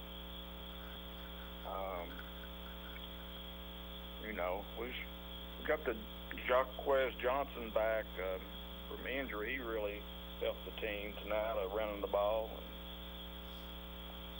Well, like I said, I think the future looks bright for Clinton. It's just the growing pains right now are really painful, and we'll just have to ride it out, and maybe everything will get straight. Maybe it all get straightened out here eventually. Yep. Going back to your Anderson County question, I'll chime in on that. Okay, go ahead. They were in the region with Clinton West and Powell, and they were in that region, and Oak Ridge. You know, they took Powell. They could have won that game. Just say they were in the region. You know, they lost that one, but I would say Henderson County would probably be in third place. I would take them over Oak Ridge to win, and I think AC could play with West. I think it'd be a pretty competitive ball game. Well, you very well could be right. That's a question I was asked. As far as competing, yes, they could compete. I don't know if they could win it. I don't. That's a question I don't know if they could win it. But you're right. I think AC would be sitting right there at the third. You know, that fourth place game might be between. You could probably put that between Anderson County, Oak Ridge, and Fulton in the years past. Anyway, who would be playing for third, fourth? So that would make that region even stronger than it is what it is today. Cause it's already pretty tough today. Yeah, they barely could have beat Powell. You know, so. You had a chance to beat Powell. Yes, most definitely they did. Well, matter of fact, Powell came back in the last few minutes of the ball game to win that game, and then Anderson County had a shot at the end, maybe not only to tie that game but to win that game. Right. So, yes, Anderson County could compete in this region. I don't know about winning it, but they could compete in it. Right, and they had South Doyle. They should have won that game, and they could very easily be undefeated right now. And I think they're really underrated across the state. They're number 8 in the top 10 right now. I think they're better than that. But that'll be settled out on the field. But I think they can be at home the whole way in the playoffs. Right now they're at home, so they'll get Greenville at home, and Elizabethton will be coming there. So I think they got a good chance. I'm picking them to win the state. I think they really can. They've had some injuries, but they have some key players get hurt. So, but I haven't seen this Elizabethton team. They have really good quarterbacks, so that'll be a game. So watch if they can get there. If I just heard you right, you're saying this is the year that AC gets Greenville and Elizabethton both. They'll beat both of them. Am I correct on that? I think they will. Okay. Well, that's what we've talked about here on Friday nights. We've used them as an example and Loudon as an example. That's what's in front of them, and to go to the next step, you've got to beat those two teams to go to the next step. That's been Achilles Hill, Anderson County. Just like on Loudon side, Achilles Hill, Alcoa. Yeah, Alcoa's on another level, though.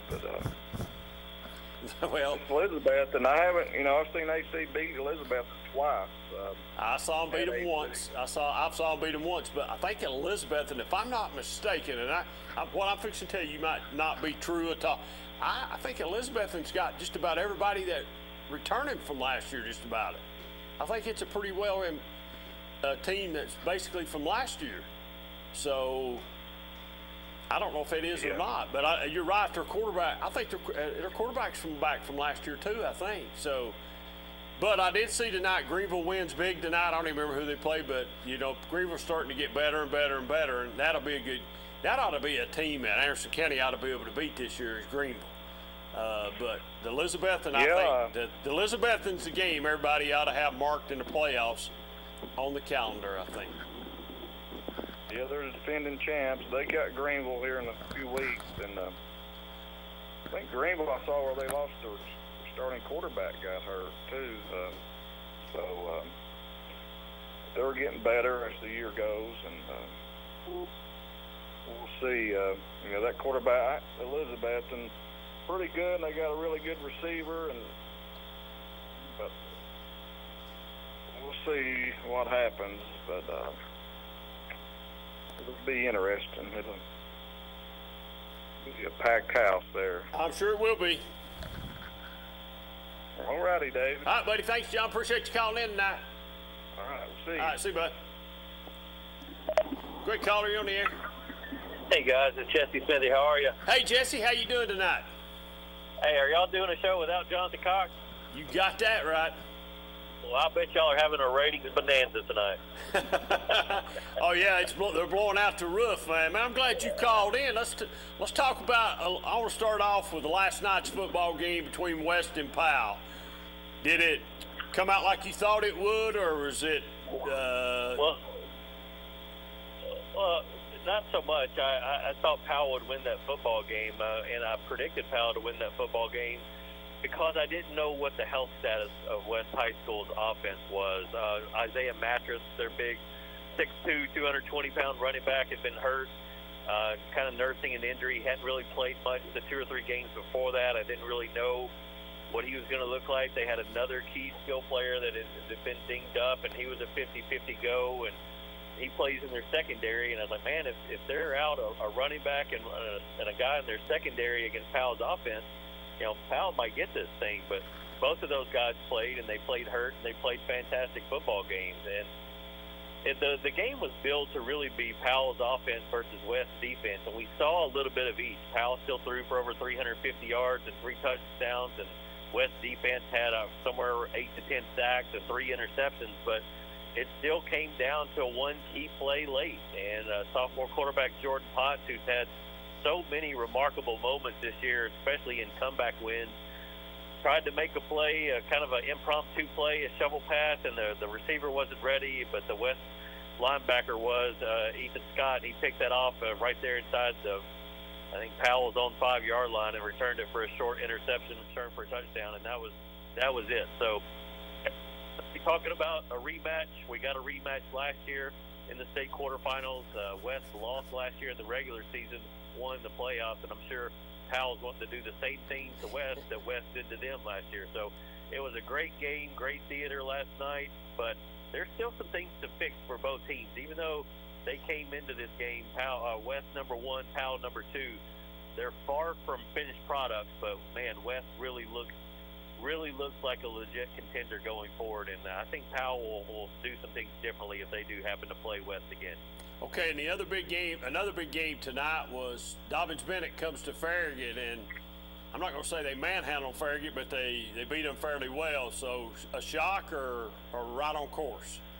Well, we've heard a lot of chatter all season long about this Dobbins-Bennett team that made it to the state quarterfinals a year ago, played Maryville, and that's duly noted. And they started this year just kind of beating people soundly in a really good defense, a really strong run game. But Farragut has kind of been a surprising team, especially with that big win last week against Science Hill. So I thought it might be a little bit more tightly contested, but you're right. Dobbins-Bennett came in and manhandled them. They put up over 500 yards of total offense.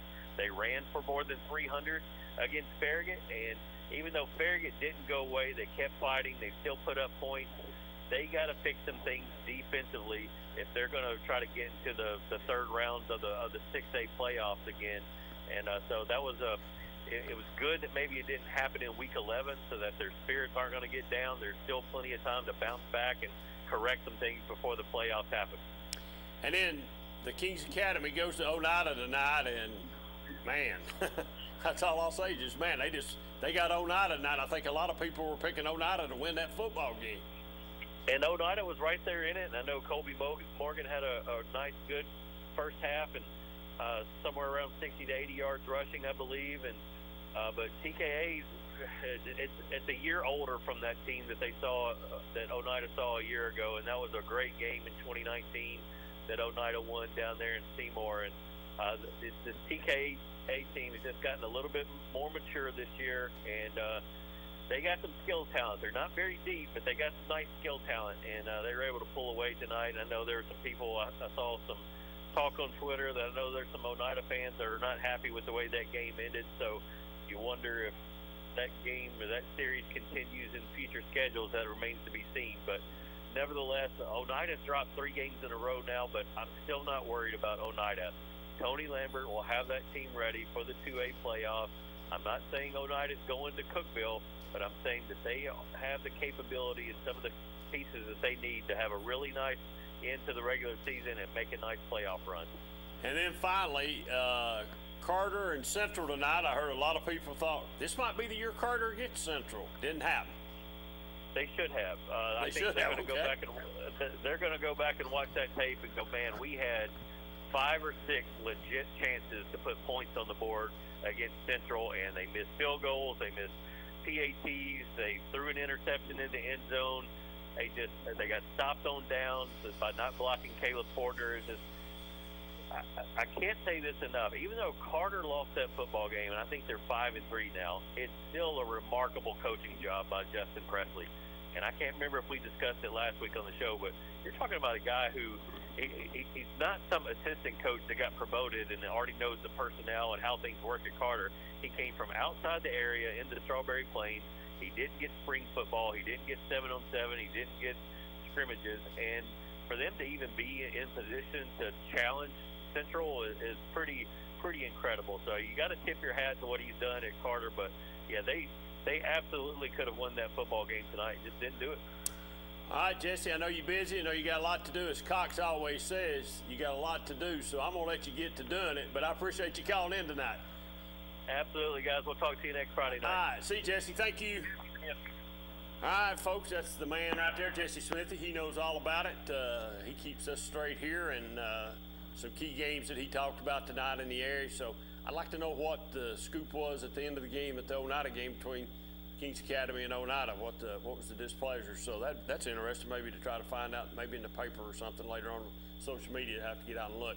Hey, let's jump out and take another break. And I got this knucklehead that's walked in the studio that wants to get on, and I'm going to see if Brad's got a paper bag we can put over his head so nobody can see him before I let him get on for a few minutes before I get out of here. But we'll be right back here in just a couple minutes, and we come back, 483-8112. We'll talk a little Tennessee football, and we're going to skedaddle out of here after he gets on here for a few minutes. I got to go shower. It's laundry night. Dishwasher needs to run.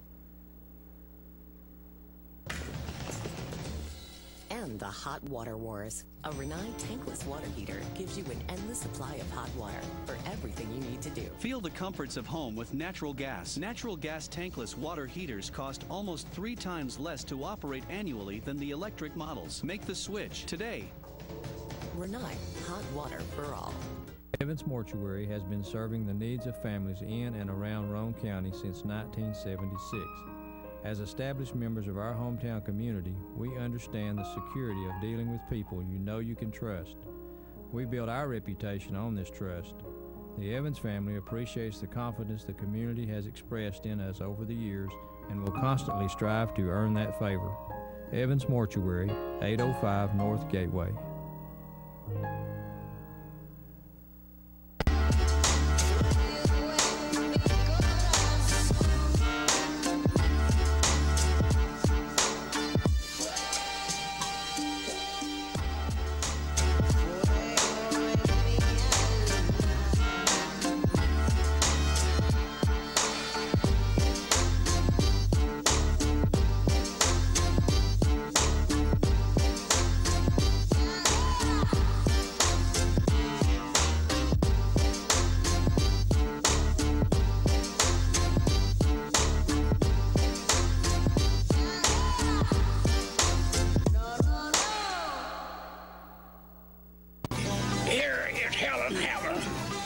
Mr. Walker. A lot of years have passed since that TV ad.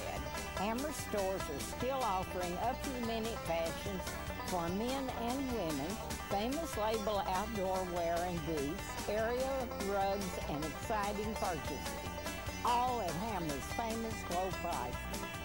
Race on down!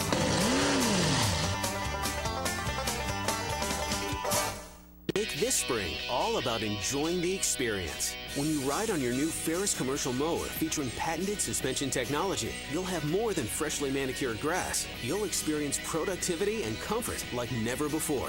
And because you won't be slowing down for those rough spots, you'll mow more lawn in less time. Ferris, experience suspension. Your local Ferris dealer is SL Bowman & Sons, 524 North Front Street in Rockwood. Call 865-354-0600.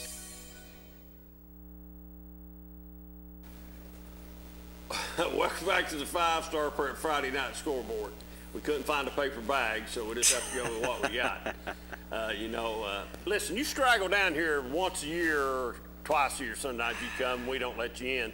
We make you stand out there and look through the window at us. Yeah, that's exactly what I do. We wave at you and all that. And you call in here on Friday nights, and you act like you've been to all the Oak Ridge football games, and you've really not. You just listen to David Clary on the radio or wherever you listen to him at, whatever he's on, and you know what the score is, and then you act like you know all about the game. So, but you said tonight you had a hard time finding David Clary on the radio to do an Oak Ridge night. Well, they didn't play tonight, bud.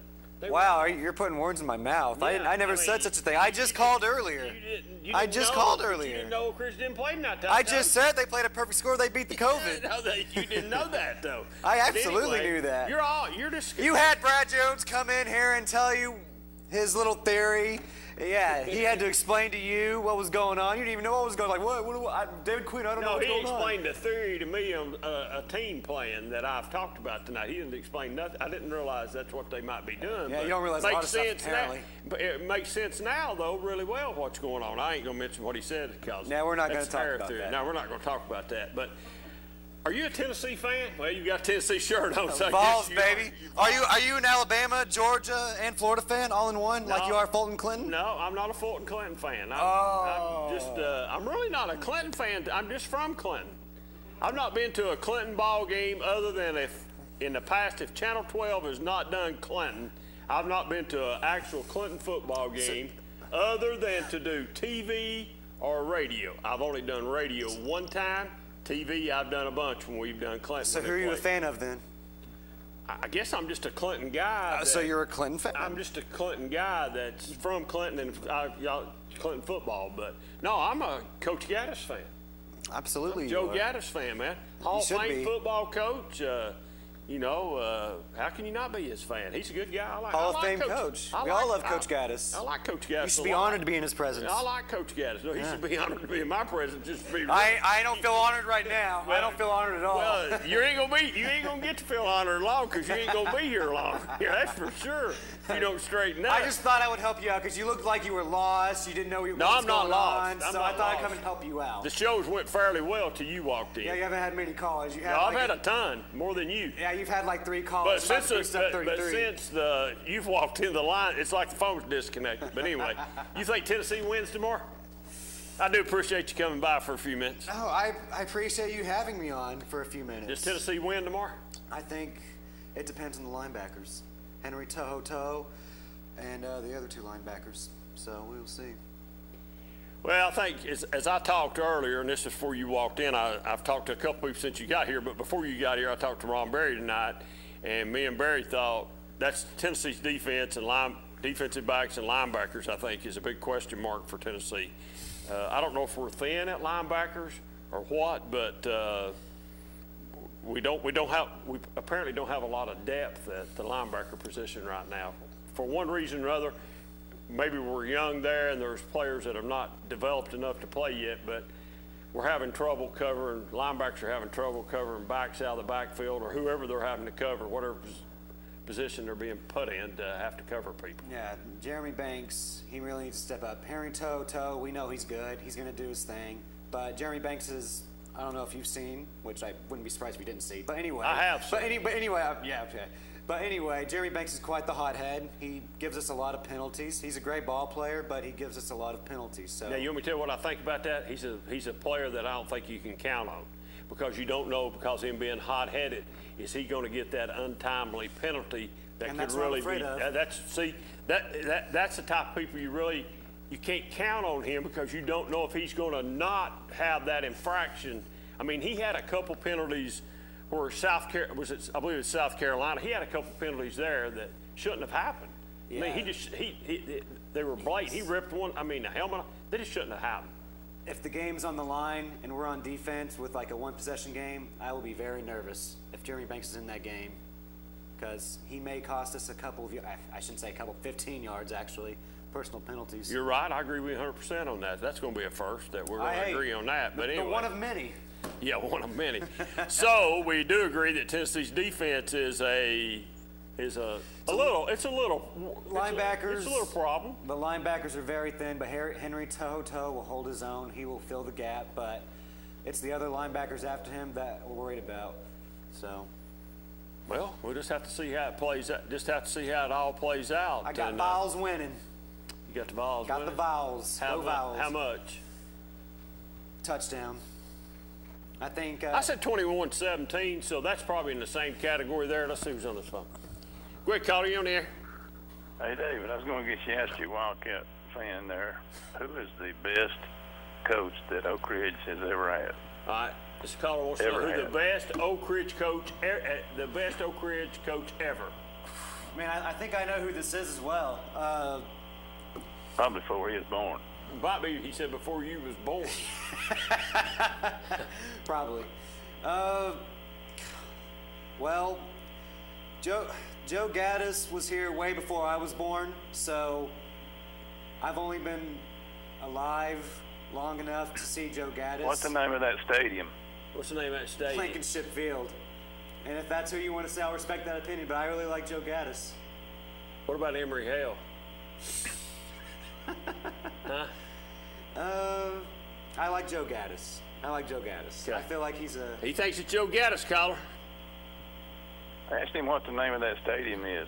He said Blankenship Field? No. What's the name of it then?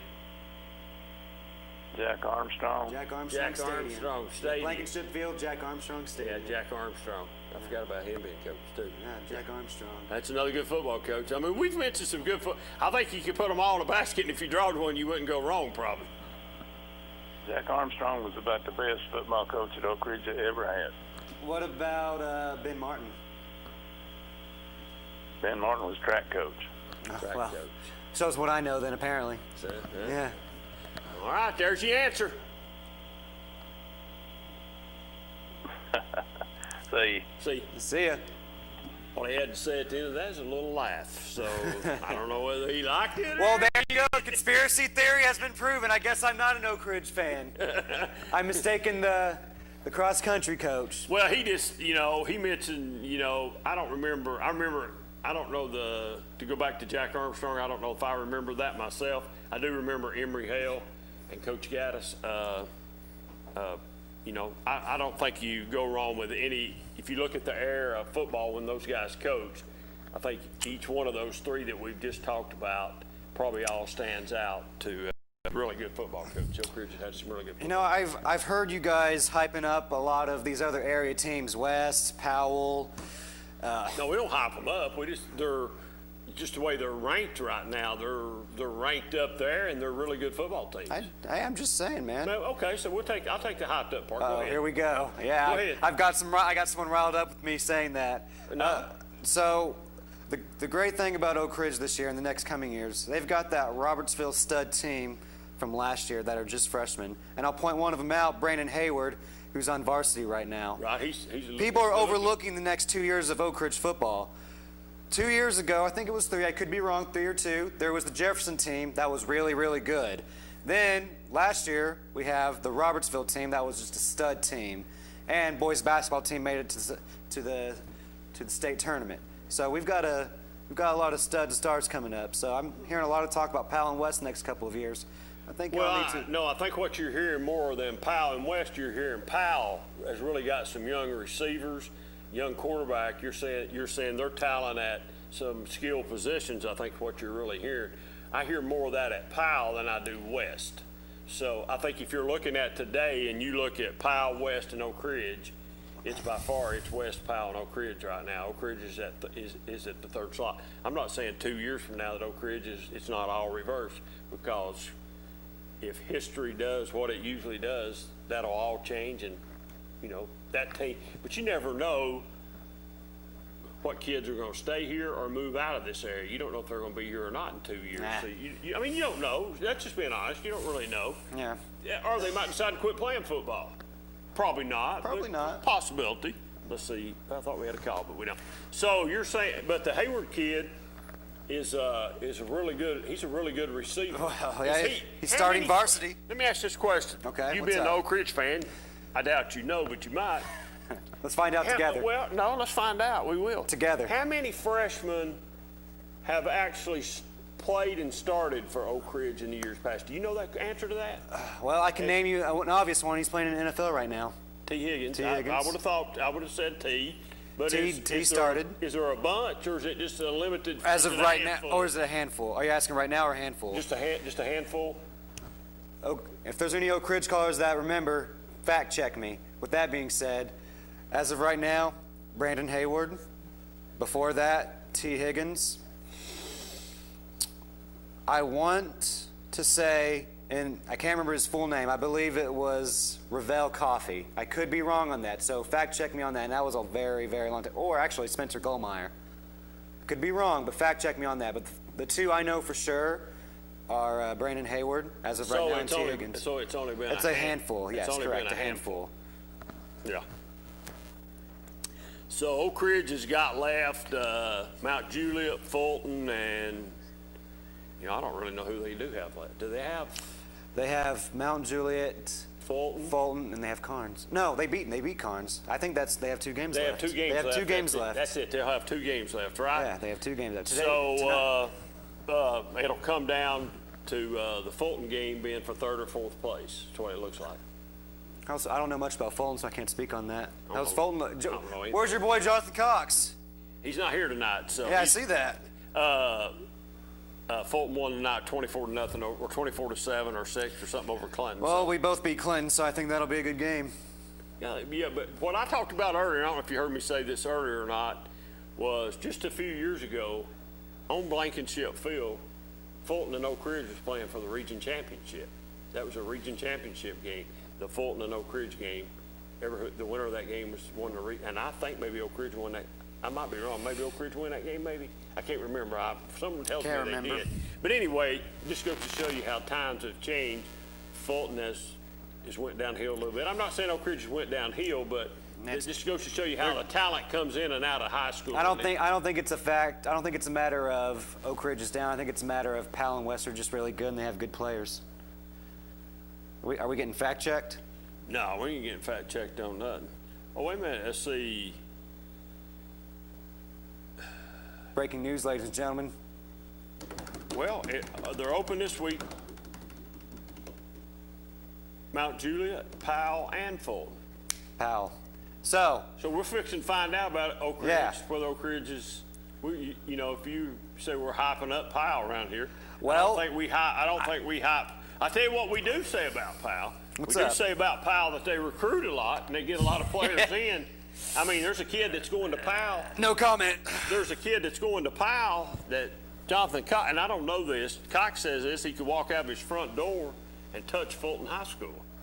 So I don't know if that's true or not. That's what he says. So I don't have no reason not to believe him. But anyway, that's, you know. But listen, recruiting goes on everywhere now. It's not just private schools. Golly, everybody's doing it. I mean, trying to get high school football in East Tennessee, not just East Tennessee, everywhere. High school football is becoming big time business. Everybody loves high school football. There was a certain Nashville team that was recruiting one of our players this year. I won't say them, but I know for a fact one of the Nashville teams that was recently on ESPN against a Texas team was recruiting one of our players. Well, I just probably could guess who that player was. I bet you can. I would bet they probably were. Yep. Yeah, I would bet. And I think there's a team tonight that played in, I believe it's tonight. No, wait, is it tonight? I can't remember when it is, but if they play tonight or if it's a game coming up, there's a Knoxville kid that's playing on this team that they're going to be playing the team. I think it might be Catholic might be the team that had a player go to a Nashville team that's going to be coming up to Catholic here in the next week or two to play. But he's in Nashville now. He left Catholic to go down there to play football. And I'm going to fact check myself. There was a Knoxville team, not Nashville team, because you mentioned the name of the school.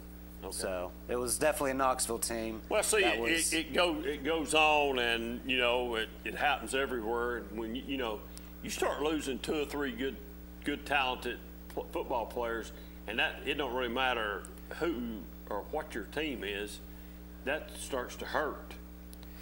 Well, luckily, Oak Ridge has a very strong tradition that players want to stay here and play for. Luckily, this player decided to stay, and he really loves the tradition here, and he's got family here that wants to watch him play. So I was really happy he. Well, you're right. There's a lot of tradition in Oak Ridge football. There's a lot of things that most of these high schools around here in this area, whether it's big, small, or medium, or whatever, has a lot of tradition. I mean, there's some really.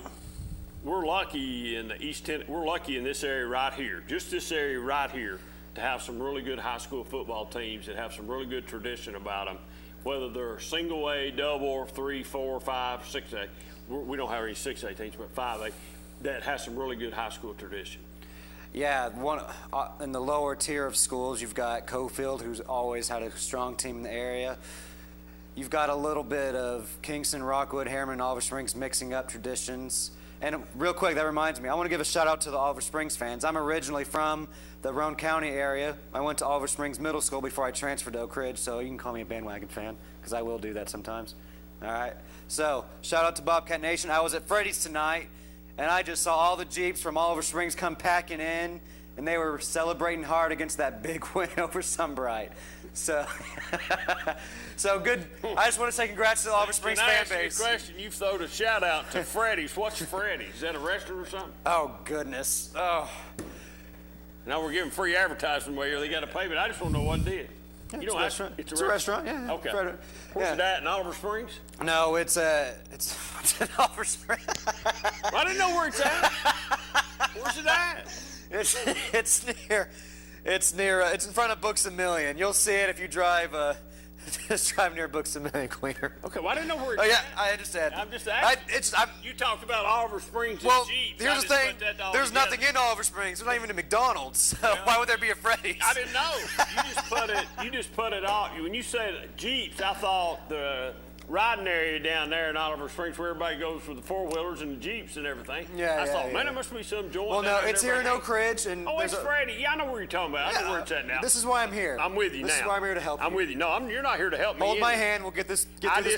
I just asked, when you said Jeeps, I just thought it might be someplace in Oliver Springs that everybody comes to. No, it's a restaurant here in Oak Ridge. Okay. And I don't know why, but a lot of Oliver Springs fans were packing that place. And I asked the gentleman what was the score, and he's like, oh, it was 28-0 at halftime. So I was like, all right, well, I think they won that game. Yeah. Christy Irwin, shout out to you. 40-something to 7. So 41-7. 41-7. So they did roll tonight, and they did win it big. So BFL, baby, Bobcat for life. Wildcat for life, too. Let's go. Let's go. I could switch back and forth. This is easy. You like Clinton Fulton? I like the Bobcat Nation, Wildcat Nation. Go Cats. I'm not even going to say which one. And go Bowls. H. Christ. Whoa, amen. Hallelujah. Lord have mercy. Hallelujah. You have went. You're out on the deep. Here's the thing. I've given you ammunition for the next 5 years. Now, you've not given me no ammunition because I'm going to really try to forget this conversation tonight that I've had with you. Like I said, I do appreciate you coming down. So, how do you think Oak Ridge finishes the year up there? You think they run the table and finish these last 3 games? Are they 2-1? So or 1-2? We play Powell, Mount. I would like to know who Mount Juliet has played. I don't know who they played. They got beat by some Rossville team last week. I don't even know where Rossville was. The caller didn't know where they were at. I want to know their strength of schedule, but they're undefeated. But Oak Ridge beat them. No, they're not undefeated. I thought Rossville beat them. No, I did too, but the caller told me Rossville beat them last Friday night, and they were off this past Friday. He didn't say. But now, I'm going to tell you this. Coach Gaddis said, I was here on a Wednesday night. I filled in on a Wednesday night here a couple weeks ago, and Coach Gaddis told me that Mount Juliet was a really good football team. I'm sure he says that about every team, to his team anyway, but he said they were a really good football team. So I'll take him for his word at it. I think I'm going to go off of Oak Ridge played Dobbins Bennett really hard to where it was like a one-score game going into the third quarter. Definitely a one-score game at halftime, but that wasn't like the heaviest rain I can remember ever at Blankenship Field, like ever. I was there, and I couldn't remember when it rained that hard. And I do believe David Clary said the same thing. That was the most rain he's ever seen at Blankenship Field. In fact, check me on that, Mr. Clary, whenever you get the opportunity. So, and that's a game they postponed for Friday night to play it on Saturday. Yeah. So they postponed it because of rain, but it rained the next day. Who that genius was is really Hey. So you never did answer the question. You just went all the way around. You said you got to know the stats on Mount Juliet. Go ahead. Is it 3-0, 2-1, or 1-2? I think we'll beat Mount Juliet. We played Dobbins Bennett really hard, and Dobbins Bennett is a really good 6A school with a lot of enrollment. So I like our chances against Mount Juliet if we could play like we did against Dobbins Bennett. Powell, Fulton. Well, we played West hard, so did Powell, so I'm just going to stick with my school, where I graduated from. Oliver Springs. Yeah. Yeah, because they're a 5A school. Yeah. Let's see. I would probably. And they beat Bolton. You know, I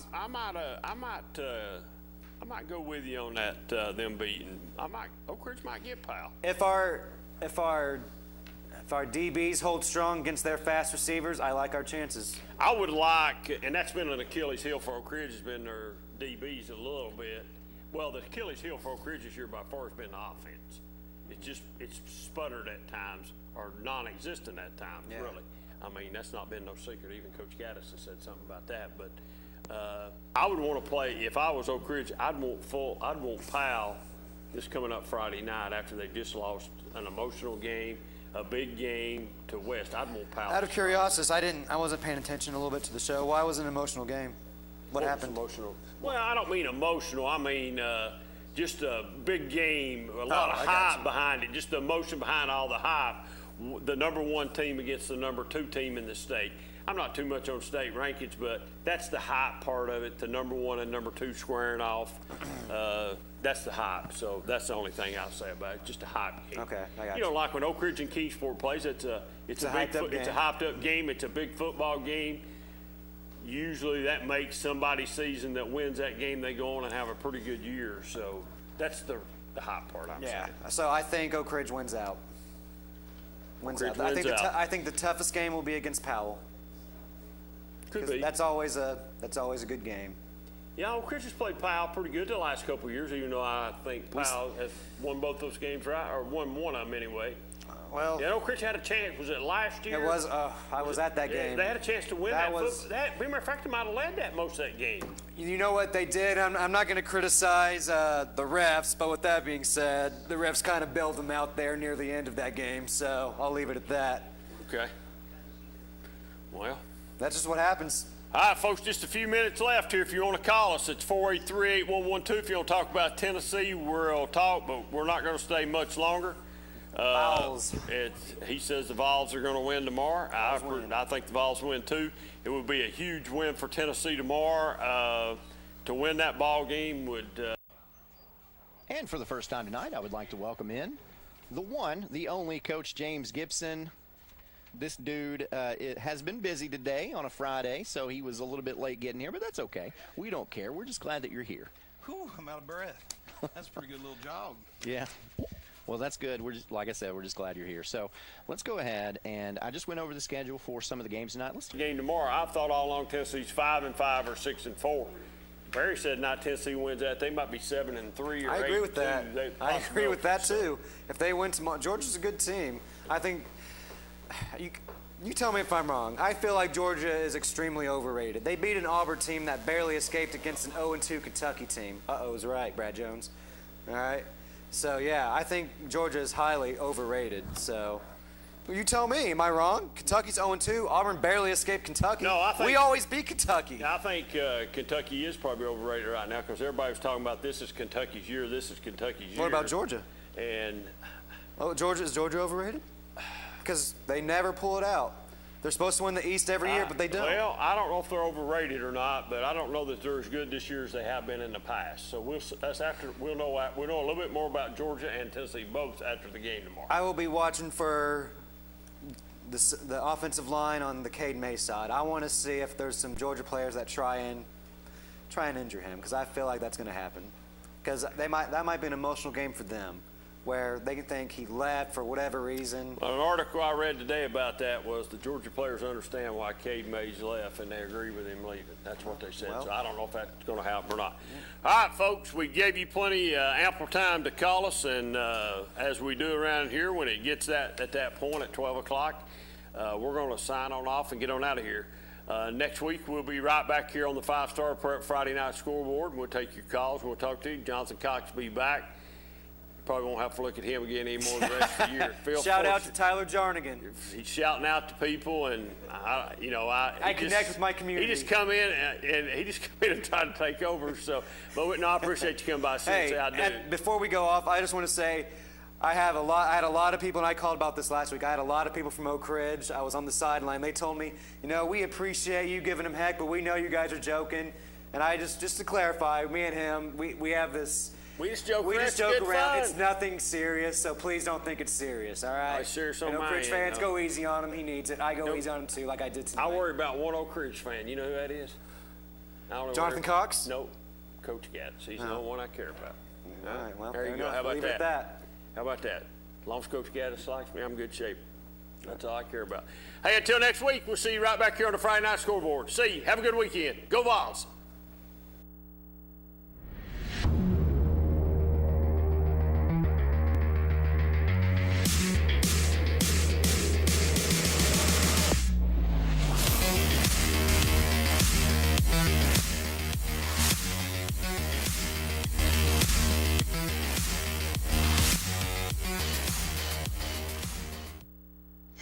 I gotta go shower. It's laundry night. Dishwasher needs to run. And the hot water wars. A Renai tankless water heater gives you an endless supply of hot water for everything you need to do. Feel the comforts of home with natural gas. Natural gas tankless water heaters cost almost 3 times less to operate annually than the electric models. Make the switch today. Renai, hot water for all. Breaker, good buddy. We've just rolled in from Georgia with a truckload of throw rugs. That was back in my truck driving days, many years ago. Rugs are still rolling in from Georgia every month, featuring Oriental and contemporary area rugs, carpet-style throw rugs, and much more. All rugs are sold at the lowest prices possible. Find your rug at Hammer Stores. I am a simplicity dealer. This business is my life, my career.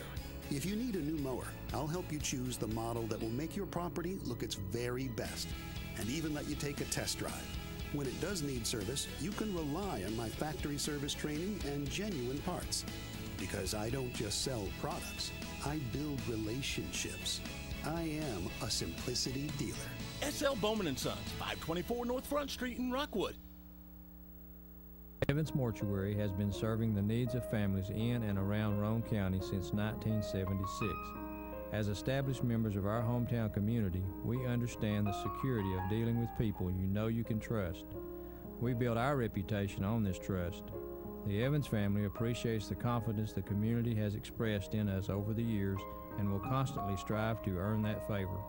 Evans Mortuary, 805 North Gateway.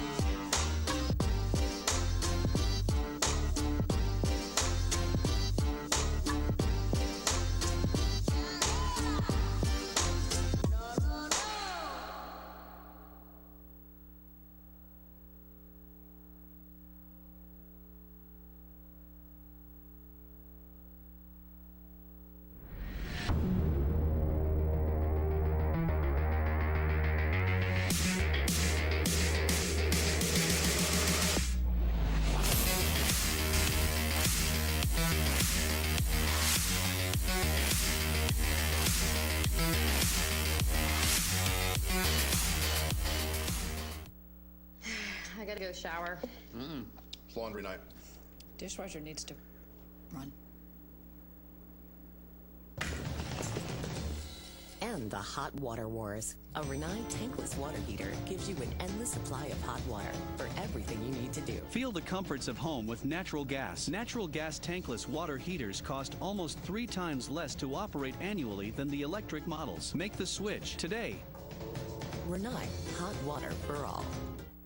Breaker, breaker, good buddy. We've just rolled in from Georgia with a truckload of throw rugs. That was back in my truck driving days, many years ago. Rugs are still rolling in from Georgia every month, featuring Oriental and contemporary area rugs, carpet-style throw rugs, and much more.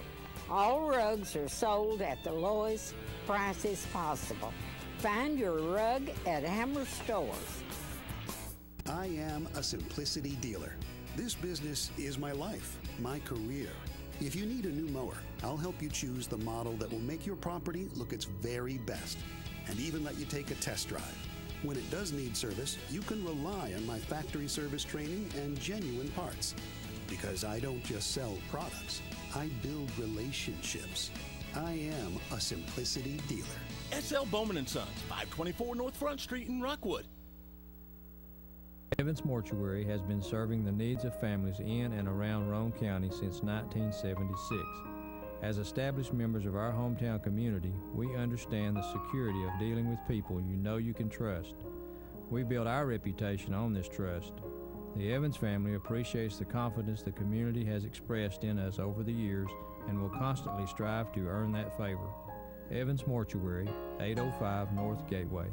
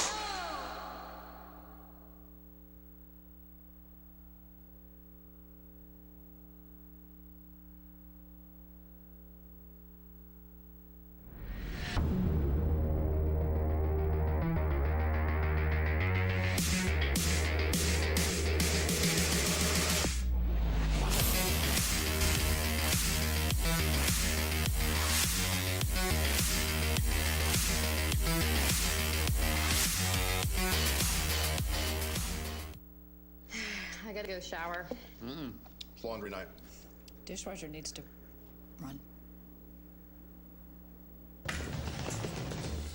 And the hot water wars. A Renai tankless water heater gives you an endless supply of hot water for everything you need to do. Feel the comforts of home with natural gas. Natural gas tankless water heaters cost almost 3 times less to operate annually than the electric models. Make the switch today. Renai, hot water for all. Breaker, breaker, good buddy. We've just rolled in from Georgia with a truckload of throw rugs. That was back in my truck driving days, many years ago. Rugs are still rolling in from Georgia every month, featuring Oriental and contemporary area rugs, carpet-style throw rugs, and much more. All rugs are sold at the lowest prices possible. Find your rug at Hammer Stores. I am a simplicity dealer. This business is my life, my career. If you need a new mower, I'll help you choose the model that will make your property look its very best, and even let you take a test drive. When it does need service, you can rely on my factory service training and genuine parts. Because I don't just sell products, I build relationships. I am a simplicity dealer. SL Bowman & Sons, 524 North Front Street in Rockwood. Evans Mortuary has been serving the needs of families in and around Roane County since 1976. As established members of our hometown community, we understand the security of dealing with people you know you can trust. We build our reputation on this trust. The Evans family appreciates the confidence the community has expressed in us over the years and will constantly strive to earn that favor. Evans Mortuary, 805 North Gateway.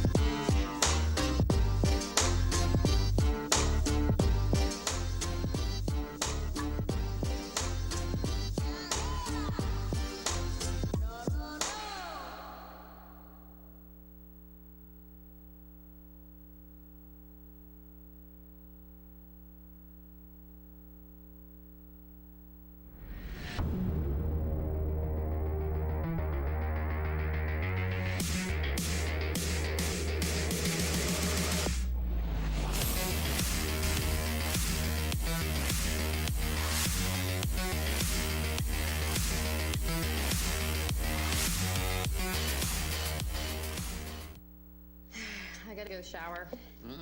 It's laundry night. Dishwasher needs to run.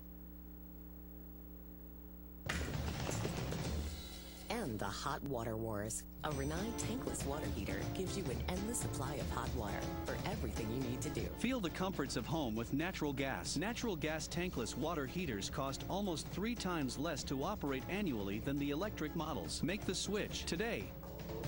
Renai, hot water for all. Breaker, breaker, good buddy. We've just rolled in from Georgia with a truckload of throw rugs. That was back in my truck driving days, many years ago. Rugs are still rolling in from Georgia every month, featuring Oriental and contemporary area rugs, carpet-style throw rugs, and much more. All rugs are sold at the lowest prices possible. Find your rug at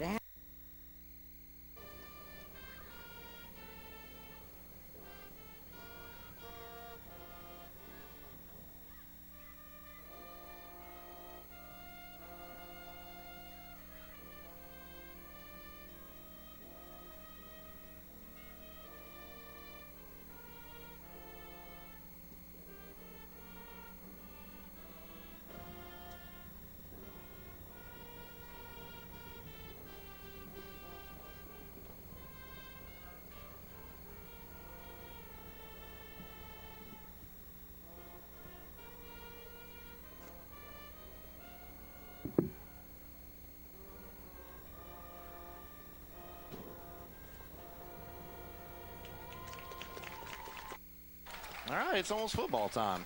You get that with that. They played it a little bit early tonight. Hey, they did, but hey, 13-member band there, strong for Harriman. I love to see it.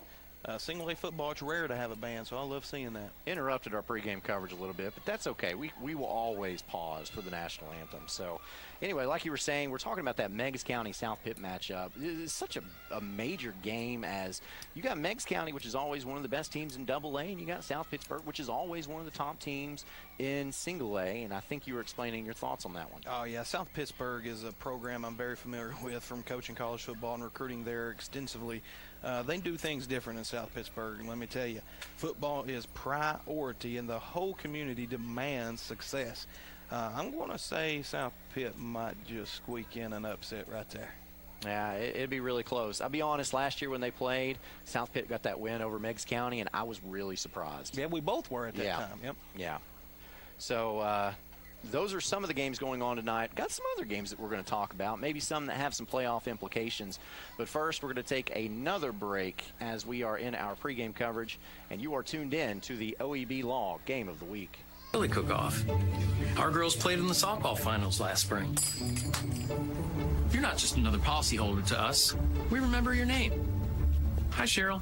He remembered my name. Because it's your name. That's simple human sense. Ask Griffin Insurance Agency in Kingston if auto owners make sense for you. Jeff, Mary, Dan, Sarah. Planning a funeral can be difficult at best, but it can be a lot easier if you work with people who care.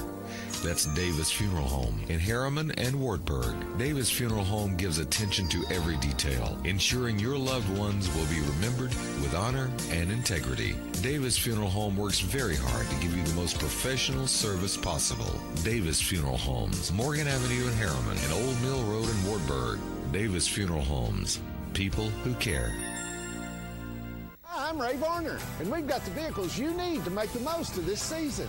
Whether you're exploring the great outdoors or cheering on your favorite team, let's take your fall to the next level in this new 2020 Ford F-150, $24,990.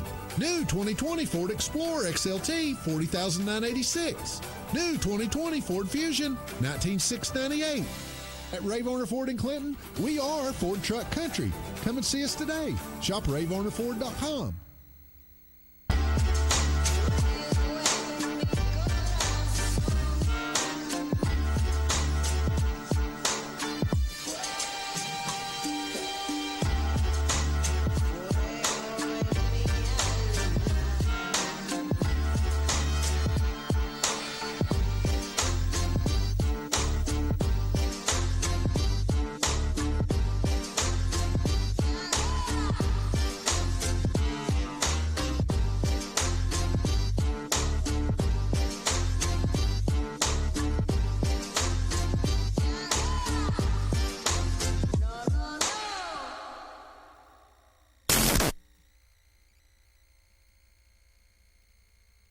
Gibson along with you for the OEB Law Game of the Week. OEB turns your rack into a check. Any rack, big or small, can turn your life upside down with bills, inconvenience, lost wages, and stress. OEB understands and knows you need a full and fair compensation for those losses and to help you get your life back to as normal as possible. That's OEB. Go to reckontoacheck.com for more information, or you can give a call to 865-546-1111.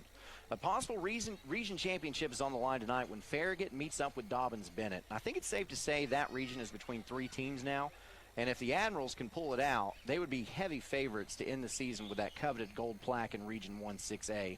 That game taking place in the Knoxville province. Your thoughts? Well, if Farragut is going to win tonight, they have got to get that offense going, as DB, listen to this, has only been allowing 2.8 points per game. That's impressive. So let's see what kind of offensive game plan Farragut comes out with tonight, because if it ain't popping, that could get ugly. Yeah, that is very impressive. A game with a pretty big playoff implication takes place on Watts Bar Lake tonight as Scott High travels to Kingston to take on the Yellow Jackets. Both of these teams got huge wins against Austin East, even though Scott High's came from a COVID forfeit. With as strong as Gatlinburg-Pittman looks, I think it's safe to say at this point that Region 2 Class 3A will see Alcoa as the 1 seed, GP as the 2 seed, and Pigeon Forge, Scott High, and Kingston all fighting to get the final 2 spots. The winner of this game tonight will get a leg up on the competition for extra games, as you see the graphic on your screen with the Region 2 3A standings. You know, I'm anxious to see how Kingston responds after that disappointing loss against a down Stone Memorial team. You know, Scott County's always plays Kingston tough, but Kingston historically owns this series, and it's not even close. So let's see how this plays out tonight. I would say for sure don't count Pigeon Forge out of that mix. They're still there. But this Kingston-Scott High game, let's say that Pigeon Forge does find a way to get into that third spot. This game tonight could determine who gets that fourth spot, so we'll see what happens. We'll keep our eye on that score to give you updates. You know, Rockwood's riding high after defeating Oneida last week in a classic traditional football game. I had a whole lot planned to talk about pertaining to the Tigers this week, but the regularly scheduled game against Cumberland County got canceled. Why? COVID-19, of course. So about 30 hours ago, we find out Rockwood will have a home game against one of Cumberland County's region opponents, Stone Memorial. And when you compare Stone with CCHS, you realize the two teams have a lot in common. So let's just do some copying and pasting of what I wanted to say and tweak it a little bit. Now the Tigers are still playing at Civitan Field to take on a Cumberland County team, just not the Jets. Cumberland County's winless, but Stone isn't much better with 2 wins against smaller schools. One of those wins came against Kingston, however, and Kingston beat Rockwood earlier this season by 2 scores. If one is looking at records, you might think Rockwood would be favored in this game, but to quote Coach Lee Corso, not so fast, my friend. This has makings of a very competitive, hard-nosed football game. You know, you're exactly right. As I fully expect a close game tonight, Stone pulled off a huge upset over Kingston, a Roane County team. And they will look to continue that success over Roane County teams tonight versus Rockwood. But I think John Webb's Rockwood Tigers will pull this one out if they can control the line of scrimmage and play mistake-free football. If they play like they did last week when we saw them against Oneida, I also think they have a great chance of getting that W versus Stone Memorial. Let's look at some other games of interest that are going on tonight. Maybe some that we didn't exactly touch on. As you see, Anderson County's open. We'll get to see them next week. I'm really excited to be in AC to see the Mavericks play. Campbell County's open tonight. Oak Ridge is also open. Midway is at Harriman. That's where we are tonight. We'll talk about that one in just a little bit. Clinton goes to Fulton. That has potential to be a really good game. It really does, and then that Clinton team is hungry, and they're needing a W. Sunbright's at Oliver Springs. Stone Memorial is at Rockwood. We talked about that one. Kingston Scott. Jellicoe at Wartburg. The Bulldogs are going to look to try to get finally a win on the season as they take on the Blue Devils of Jellicoe. Yeah, Wartburg's hungry for it, and they deserve it up there. All right, and since we're so close to the end of the season, let's take a look and run through the region standings in just a moment, because it's almost playoff time. It is. So you see on your screen the Region 2 1A standings. You've got Coalfield sitting atop there. Coalfield has already clinched a playoff berth. You've got Oliver Springs right there behind them, and this Oliver Springs Midway Coalfield battle to see who gets that 1, 2, and 3 spot will be fun, because all those games. Coalfield has already played Midway, of course, but Oliver Springs, Midway still have to play. Coalfield and Midway still have to play. And then you've got a fight for who's going to get that 4th spot. And so Harriman needs this game tonight to help them get there. And so we'll see what they are able to do on the field. And then you've got Sunbright and Oakdale trailing the rear there. 73, Jacob, women.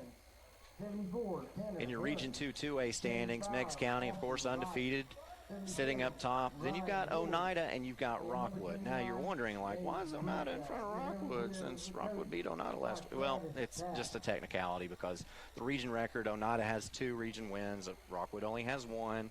So once this starts playing out, if they get equal records, Rockwood would hold the tiebreaker over Oneida and would get that home playoff game. And if I'm making a prediction right now, I'm telling you that's probably what's going to happen, as Rockwood, I expect, to finish 2nd in the region and Oneida to finish 3rd. And then you got Cumberland Gap getting that win over Wartburg last week, all but sealed a playoff berth. It's not a done deal yet, but Wartburg would have to have a couple pretty big upsets to take that away from Cumberland Gap. So In your 3A Region 2 standings, of course, you're going to talk about Alco, always at the top of the standings there. Gatlinburg-Pittman's having a really good season. And then we talked about this little tango here. You've already seen this graphic once. As Kingston, Scott High, and Pigeon Forge are all battling for those last 2 playoff spots. And then, oddly, just incredibly, actually, Austin East is sitting down there, 6th in the region, 0-6 record. It's been a while, but I have seen it several times. It comes in spurts at Austin East and Fulton right now. I've actually never seen that at Fulton, so surprising. Yeah, Northview Academy, of course, at the bottom of that list. Let's look at your 4A standings for Region 2. You've got East Hamilton, which is, in my opinion, it's one of the biggest surprises in that region. Yeah, they're having a lot better season than maybe one would expect. They've got that 5-1 record, but they're still. I don't think they're on Anderson County's level, and they'll let that play out on the field, and we'll see what happens. But then you got Howard and Hickson. They're sitting at 1-1 each in the region. Chattanooga Central at 1-2. East Ridge Sequoia still looking for that first region win, but you're looking at that 3rd and 4th playoff spot. Again, that is something to watch for in that region as well. In 5A, Knox West is leading that region after getting the win last night against Powell. And for West is always solid with Coach Cummings, always solid. But I've not seen them, up top of this region. So for them to be on top of Powell, to be on top of Oak Ridge, and Fulton struggling, this is that game last night was huge for West in order to take that next step. Of course, West does have a state championship recent, but this region is brutal. Oh, this is the strongest region and probably of the whole state of Tennessee. I mean, if you look at those rosters of these teams in Region 3, 5A, there's a bunch of Division I prospects hanging out on those rosters. So there's a lot of talent. Indeed.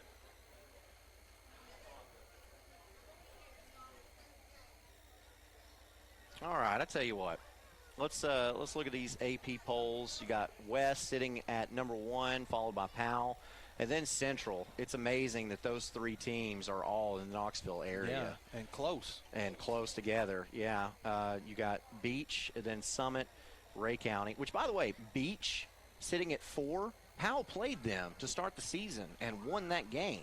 So Powell has a victory over the number 3 and the number 4 team in the state and played the number 1 team in the state last night. So if you want to talk about a gauntlet, talk about the run that Powell has been on. And then, of course, Summit, Ray County, South Doyle, Henry County, Knox Carter, and Tennessee. And look how many Knox County teams were in that. Yeah. 5. I mean, that's impressive. You're talking about football in Tennessee, the level of competition has improved over the years immensely. It's sort of shifted, and there's a lot of contributing factors as to why, but D1, all the Knox County schools getting the turf fields, there's a lot of factors going into that as why the talent level in East Tennessee has skyrocketed over the last 12 years. Your 6A poll sees Oakland up top, followed by Maryville, followed by Dobbins-Bennett, McMinn County, Riverdale, Brentwood, Ravenwood, and Bradley Central, Mount Juliet, Farragut. Interesting note, Bradley Central sitting there at 8, played Maryville last night and was leading at halftime. Maryville ended up running away with that in the second half. But, the Rebels of Maryville trailed at halftime against Bradley Central. So that's something you won't see very often. And going to Class 1A, you've got South Pitt sitting up top. That's no surprise. Copper Basin at number 2, though, is a little bit of a surprise. I can't remember the last time I seen Copper Basin 7-0. I mean, they got a strong program down there. I remember seeing them battle it out with Coalfield over the years. Yeah. 7-0 is impressive. Yeah, that was a common playoff matchup for a couple of years there. Moore County, Greenfield, Lake County, who was the Class A champion last season. Huntington at number 8, Cornersville, and then followed by Monterey. In 2A, you've got Peabody at 1, followed by Meigs County at 2. And again, Peabody, Meigs County, that was your state championship game last year. So both of those programs keeping the momentum from last season going. You better keep an eye on Lewis County. They know how to play football up there, and they've had a football coach that's been there for about 40 years, and they're tough. Watertown, Bledsoe, South Green, Hampton, Marion County, Trousdale County, and McKenzie rounding out the top 4 Class 2A. And then in 3A, of course, Alcoa getting all the number 1 votes there across the board. Got Red Bank coming in at 2nd. How about Loudon right there at 4th? Loudon, a very solid football program. Covington, Pearl Cone, Fairview, Kingston coming in at number 8 on that AP poll. That's something the Yellow Jacket fans have to be pretty proud of. Followed by Claiborne County and South Gibson, no relation. No. All right, I tell you what, we've got a good one brewing here at Harriman as Midway is in town, and we'll go over that when we get back. You're tuned in to the OEB Law Game of the Week. OEB Law is excited to be a part of this year's football season. School spirit is at an all-time high. OEB Law is proud to give back and support our community. Come cheer on these great teams with us. And remember, if you've been injured or need legal help, OEB Law will be there for you. So visit wreckintoacheck.com or give us a call, 865-546-1111, and let OEB Law turn your wreck into a check. The Harriman Utility Board is committed to providing safe and reliable natural gas service to our customers in Harriman and Roane County through the use of safe operational procedures with trained and knowledgeable personnel. An odorant is added to natural gas and maintained to a certain level so that in the event of a gas leak, it can be easily detected. If you smell or suspect a natural gas leak, please call the Harriman Utility Board at 882-3242. We can be reached 24 hours a day, 7 days a week. Evans Mortuary has been serving the needs of families in and around Roane County since 1976. As established members of our hometown community, we understand the security of dealing with people you know you can trust. We build our reputation on this trust. The Evans family appreciates the confidence the community has expressed in us over the years and will constantly strive to earn that favor. Evans Mortuary, 805 North Gateway. Here is Helen Hammer. Thank you, Mr. Walker. A lot of years have passed since that TV ad.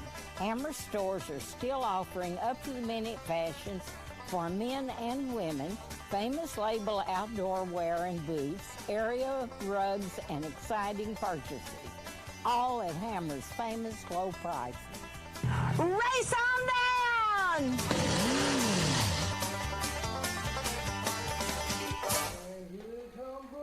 Back at your OEB Law Game of the Week, Harriman winning the coin toss, choosing to defer to the second half, so we will get to see Midway's offense on the field first. Harriman's football program is over 100 years old. Midway's is over 50. Two schools that share the same school system didn't really start playing each other consistently until 2001. In that time frame, this series has been in streaks, with the Harriman getting the better of the Green Wave in 10 games to Midway's 8. This seems predictable for small schools in Tennessee as talent comes in cycles, but it's funny to see how this has played out. Beginning in the year 2001, it goes like this. Midway 1-2, Harriman 1-2, Midway 1-3, Harriman 1-3, Midway 1-2, then Harriman 1-4. Midway broke the streak in 2018 with an impressive 41-18 win before dropping the game to Travis Tapp's team 21-20 last season. We talk about the history like it matters tonight, but I think the way this one has gone in the last 2 decades is worth mentioning. Another interesting note is that Coach Tapp has been a part of this rivalry since they met in 2005 and is 10-6 against Midway since taking over. On the other hand, Midway headman Ron Treadway has been a longtime fixture of Rockwood High School before becoming principal at Sunbright for a couple years before coming to Midway to become the head coach, and he's very familiar with Harriman, just not with Midway. His record against Blue Devils, 0-1, that 21-20 game from last season. So you have 2 seasoned coaches in this series going against each other tonight, but only one of them is a seasoned head coach, and that's Travis Tapp. Long story short, this has been a great battle to watch over the years. I'm going to ask you, what are your keys to this game? For Harriman, they got to play tough defense, limit turnovers and penalties, and get the ball in your playmakers' hands. For Midway, they got to play aggressive, control the line of scrimmage and force turnovers, and do what you do by throwing the football. As we get prepared for our Davis Funeral Home kickoff, it is Tadarius Boyd who will have the place-kicking job tonight, and we're going to start off with an onside kick, and they're scrambling for it. It's still on the ground, and now you got to fight at the bottom of the pile. Harriman thinks they have it. Let's see what the official says.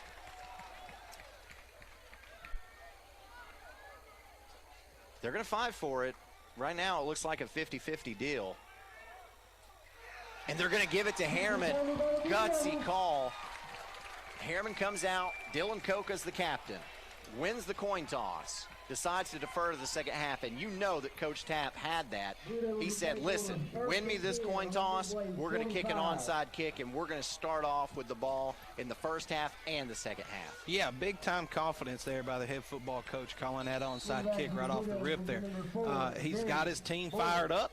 Let's see how they respond to that, to the aggressiveness of their head football coach. Tadarius Boyd making such a great play on that onside kick is now going to come out at quarterback and try to make some plays as the Blue Devils on a Hammers 1st and 10 line up, handoff on a crossbuck play, and that goes to Nasir Stokes, and Stokes is dropped after a short gain.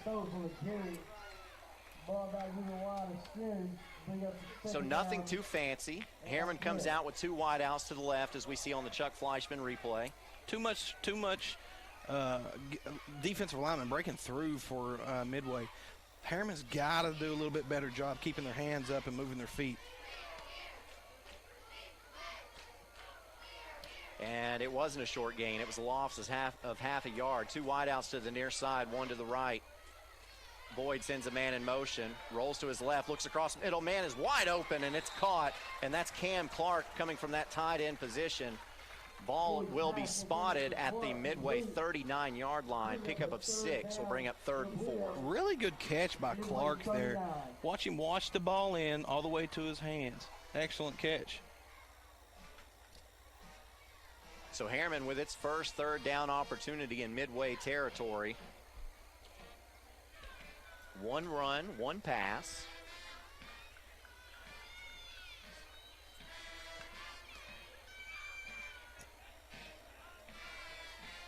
Harriman will send 2 to the left, 1 to the right. 2 backs in the backfield. Now 1 in motion. That's Camion Campbell.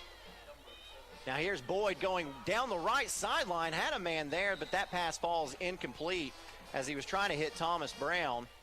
That's the exact same play they ran the play before, except this time they elected to go to the wide out, streaking down the field in double coverage. So that's a play from the press box that he called. Now that man in motion, I called him Camion Campbell, and I did that last time they played. I got corrected on Facebook. I went through it. I was looking at the comments. I hear you out. It's Kamayan Campbell. Okay. So I want to make sure that I get that correct. You might have to correct me a few times tonight with that as well. Yeah, Nick Pelfrey is back deep to punt this one away, and Keep your eye on this. Midway sends no returners deep. Pelfrey with a little pooch punt. Get downfield.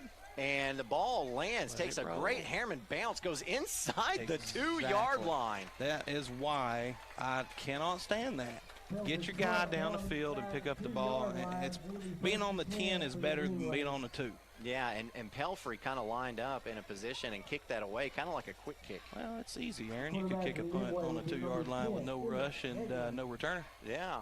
Yeah, he just had that frontward spin. The ball got a favorable bounce.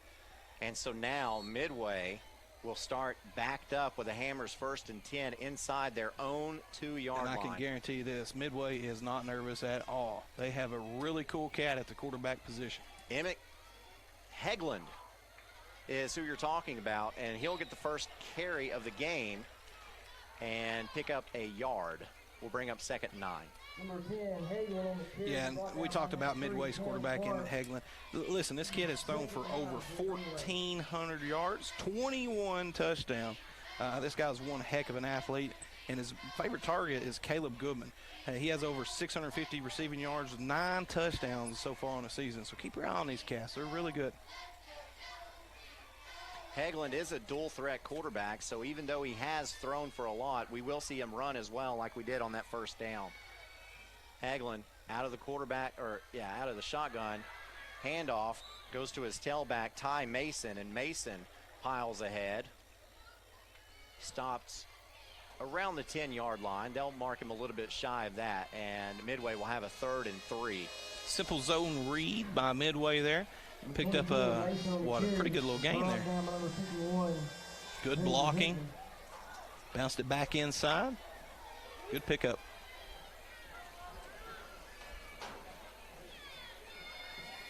Good run by Mason. Didn't start the season as the running back for this Midway team. And now here's a quick pass over the middle.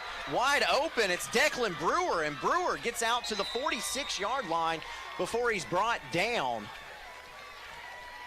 Yeah, Declan Brewer is one of the many recipients of those 21 touchdowns that Mr. Hagelin has thrown. As you see there, Harriman was in man coverage. The linebackers got lost in the play action. They just dumped it right over their heads for a huge pickup. They give him the 47. That's a 38-yard gain for Midway, and Midway is in business with another Hammers 1st and 10. And Harriman staying in the man coverage. Midway with a tight end to the right, 2 wideouts to the left. Hagelin back to pass, looks, finds his man. That pass is complete and breaking a tackle, getting out to about the 44-yard line. Pass complete to number 3, Seth Gordon. And that goes to Seth Gordon. Number 7 to Mike Campbell. To a gain of 8, second down and 2 for the Green Waves. And really nothing fancy there. No, it's easy pitch and catch. You're in man coverage. Harriman should have a lot of pressure. I mean, if you can go man coverage against a team like Midway, you've got a lot of confidence in your defensive backfield. So you should be able to send a lot of the linebackers and try to get some pressure after this quarterback if you are that confident. So Midway enters Harriman territory. Here's Hagelin. That pass is complete and almost going up the sideline is Tucker Basham. Yeah. That's an easy call there. Pass complete to number 9, Tucker Basham. Flag on the play. I believe that was on Thomas Brown. No? Who is that? I'm not sure, but I do know that that is a 15-yard penalty. That's costly. That is very costly. So from the spot of the foul, let's watch this replay. Again, man coverage. Coming downhill. That's a very easy call. The personal foul, horse calling on Harriman. Yeah, looks like Thomas Brown. And that did go against Thomas Brown. So after the penalty, Midway has a Hammers 1st and 10 from the 22-yard line of Harriman. Hagelin, handoff up the middle and finding some running room all the way down close to the 10-yard line.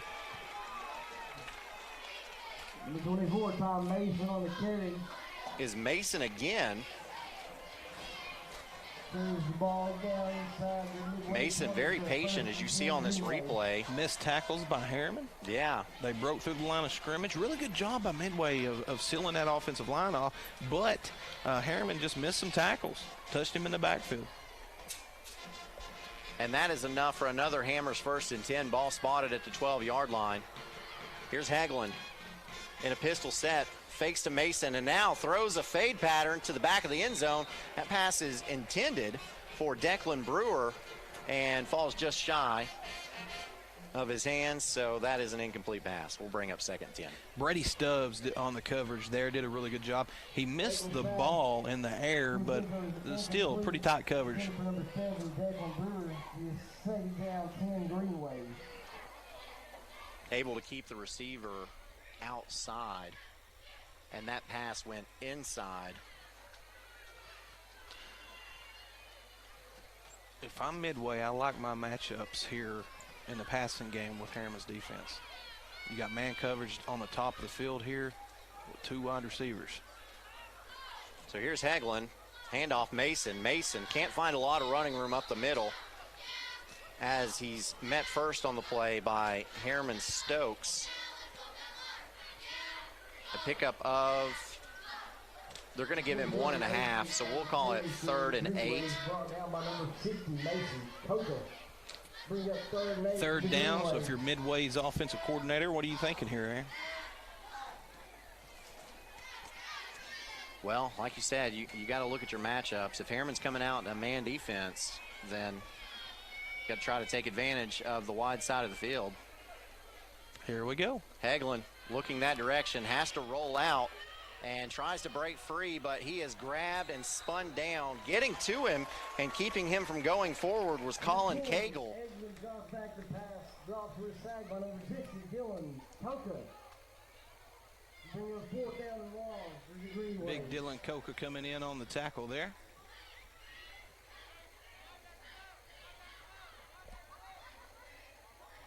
And so now Midway, in single A, this is an obvious 4th down play. Again, man coverage on the top side of the field. And this would be a big stand for Harriman.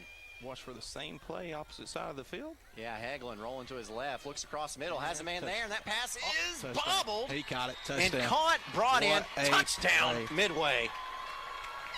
Jackson Snow coming in huge, the senior with the sticky hands.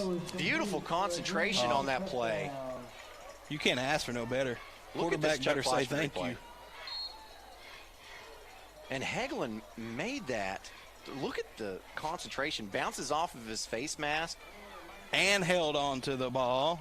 Wonderful. So in to attempt the extra point is Dylan Cowell, and we've got a flag on the play. But Hagelin threw that across his body. Yeah, I don't know how he got that ball to coming back across the field. Very big, strong arm play by that quarterback. But again, you're talking about a guy that's almost through, well, now has through over 1,500 yards. Yeah. 22 touchdowns. And Midway just made a statement going from its own 2-yard line, a 98-yard drive, scoring on 4th down like that. So after the penalty, it wasn't offsides by Harriman. So, Flag on the play. And we've got another flag on the play.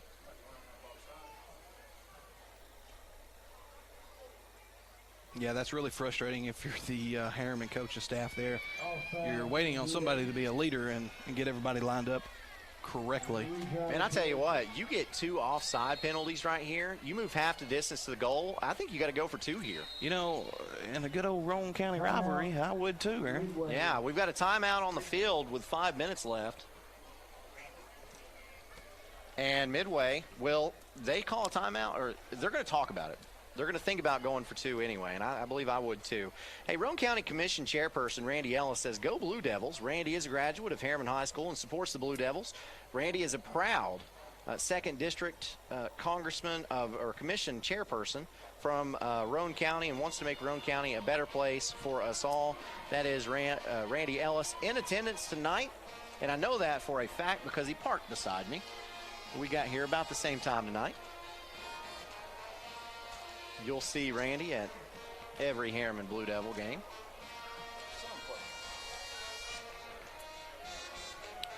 And let's see what Midway's coming out here with. Yeah. Looks like a classic what? The ball is now. Personnel. Yeah, they're going to run a pistol set. Watch for some sort of a zone read right here. They got that H back. Going to probably come across and block. So here's Hagelin. No, drops back to pass. And now he's going to dive for the end zone. And, yeah, should have seen that coming. It's good. Midway leads this one 8-0 to start this football game. 5 minutes remaining in the first quarter. We've already seen a score on the board in Midway's first drive on your OEB Law Game of the Week. OEB Law is excited to be a part of this year's football season. School spirit is at an all-time high. OEB Law is proud to give back and support our community. Come cheer on these great teams with us. And remember, if you've been injured or need legal help, OEB Law will be there for you. So visit wreckintoacheck.com or give us a call, 865-546-1111, and let OEB Law turn your wreck into a check. The Harriman Utility Board is committed to providing safe and reliable natural gas service to our customers in Harriman and Roane County through the use of safe operational procedures with trained and knowledgeable personnel. An odorant is added to natural gas and maintained to a certain level so that in the event of a gas leak, it can be easily detected. If you smell or suspect a natural gas leak, please call the Harriman Utility Board at 882-3242. We can be reached 24 hours a day, 7 days a week. And welcome back to your OEB Law Game of the Week. I am Aaron Harvey as Midway gets set to kick this one off with Cowell. And Cowell kicks it short up into the air and a stop on the play. I didn't see it, but apparently Campbell called for a fair catch and got it. So I wonder, because we see that sometimes in Class A, you see some teams just kind of pooch it up in the air. So I wonder if that's what we're going to see all night from Midway.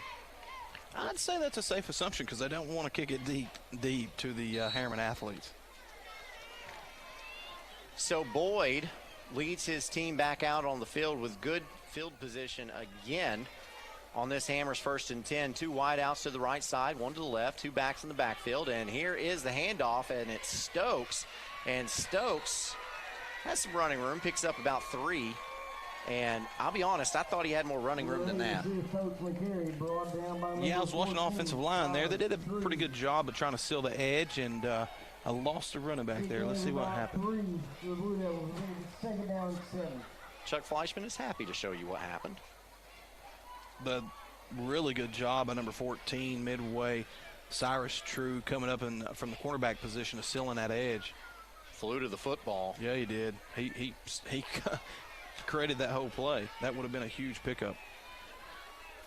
If you can run a play action off that, if you're Harriman, you might have some success because he's biting on the run hard.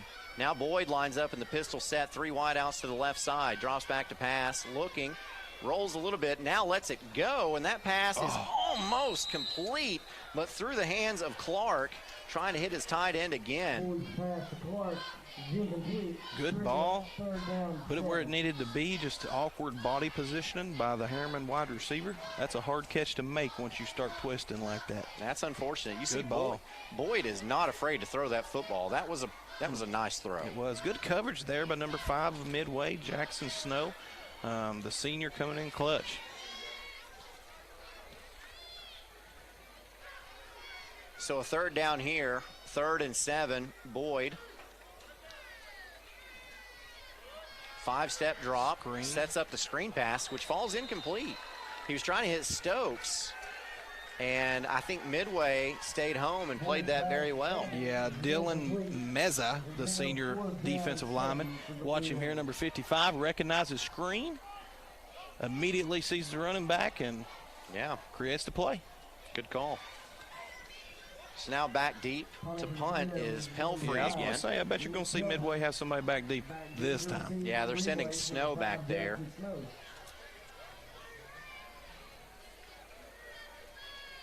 Pelfrey gets the snap, and it is, I think it was blocked. And ball rolls dead at the 43-yard line of Seth Midway. Gordon, the junior, coming in big, getting his hands on the punt.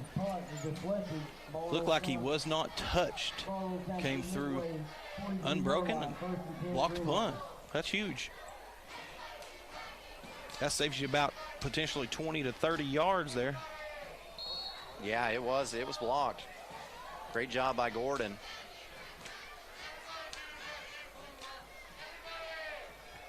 So now Midway going to try to put another one on the board with 3:50 left to go in the first quarter. Man in motion, that's Gordon. Gordon gets it on the end around and runs up ahead, picks up about 7 before he's run out of bounds. Good pickup on the Hammers 1st and 10. Set of bounds by number 9, Brady Stubbs. Bring up 2nd down, 4. And now we will take the opportunity to talk to Tim Elrod like we do every week. We'll get his perspective on what he has seen so far. All right, Mr. Elrod, you weren't here for the scoring play before, but we're going to see if you can keep this streak alive of teams scoring when you get on the air. So Midway would appreciate that. Hagelin finds his man over the middle, and it's complete. That's Gordon. And again, a bobbled catch. That's about the 3rd of those that Midway's had tonight. Right, that was an outstanding catch in the end zone for that touchdown for them, just outstanding. Midway looks very solid. I think didn't they get beat last week by Cofield? They did. So yes, they did. They look like they're playing with a little bit of attitude tonight. Harriman comes out, great crowd here tonight. It's Harriman football, and people get excited about it. Everybody's here, and I think it's going to turn into a good game, no doubt about it. I do as well. As Hagelin hands off to his back, that's Mason, and Mason is gobbled up around the line of scrimmage. Maybe picks up 1 on that Hammers 1st and 10. So you get to come out to Harriman High School, some really cool game day experiences. as when the Blue Devils walk out, they walk through the stands and get the crowd involved that way. Yeah, I get to go to a lot of games in East Tennessee, and when you come to the single A school level, the excitement and the fans are the same as at the 5A level, but I believe they're a little more passionate about it. And as Harriman comes through the stands, or you go, got a fumble, and Hagelin picks it up. He's going to run with it. And if you're Harriman, you don't want Hagelin to pick that up because he's the dual threat quarterback and he knows what to do. And somehow, some way, still ends up picking up 2 yards off of that fumbled snap, which will bring up about a 3rd and 6. Harriman's interior line, they've been playing solid tonight. I mean, up the middle, it's tough sledding for Midway, but they clearly have an advantage going over the middle and testing the edges, no doubt. Yeah, here's where the rubber meets the road for you, Mr. Elrod. We're going to see if Midway can keep this drive alive. Hagelin fakes the handoff, now goes way downfield, has a man wide open, and he drops it. Gordon lets that fall through. Beautiful pass. Almost had it. Beautiful pass. There was a pocket there, if you noticed. I mean, he took his time with that throw, and just got to concentrate, focus, and bring those in. Off the play action, got Stokes to stay home a little bit, and wow. Mason able to, not Mason, but Gordon able to beat Stokes. And now Midway's going to line up and go for it on this 4th, and we'll call it a long 6 or a short 7. Either way. Harriman has an opportunity to earn some respect right here. That's right. Hagelin takes the shotgun snap, 3-step drop, looks, has a man over the middle. That pass is incomplete. Wow. That was that ball was placed where only he could get it. So, it was a good decision. It was open. Yeah, trying to find Snow. And on the coverage was Stokes again as we look at the Chuck Fleischman replay.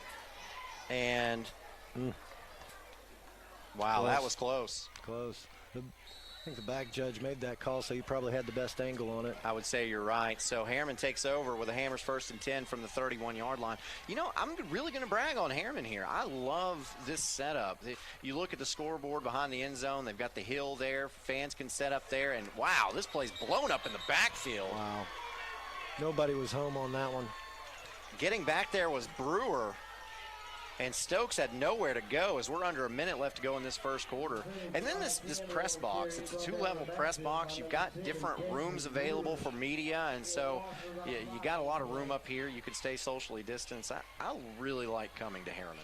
Yeah, Harriman's a good place to watch ball game. It's a beautiful night. I thought it was going to rain, but looks like that's held off. But I think that grass is a little slick out there. Yeah. Because we saw that on the kickoff. So. Yeah, it did rain earlier today.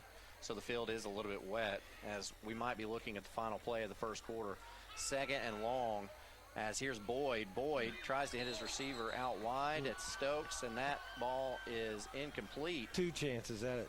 He didn't give it to him. I think Clark thought he had it.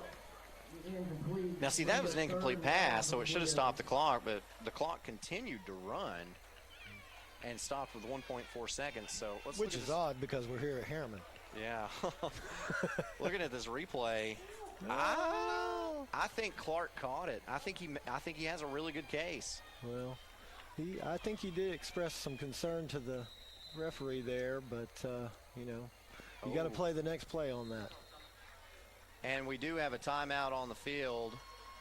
So Harriman wants to talk about what they want to do on this 3rd and 14. So we're in week 8 of high school football, Mr. Elrod. It's been a great year. I want to get your perspective because, like you said, you get to see a lot of high school football. What has been maybe one of your biggest surprises this season so far?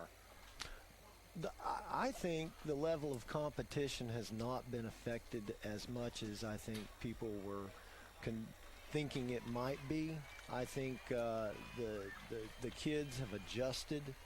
I think right now, maybe even last week, they were hitting their strides, and they're in. This is what you get. Even had they had all that time to prepare, they've shortened it down, and everybody's everybody's playing good ball. There's no sloppiness to it like sometimes you see.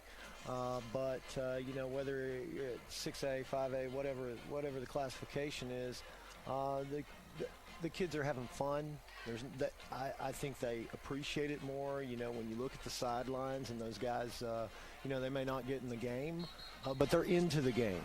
That's because I think they realize how fortunate they are to be playing the game. So I'm sure that hopefully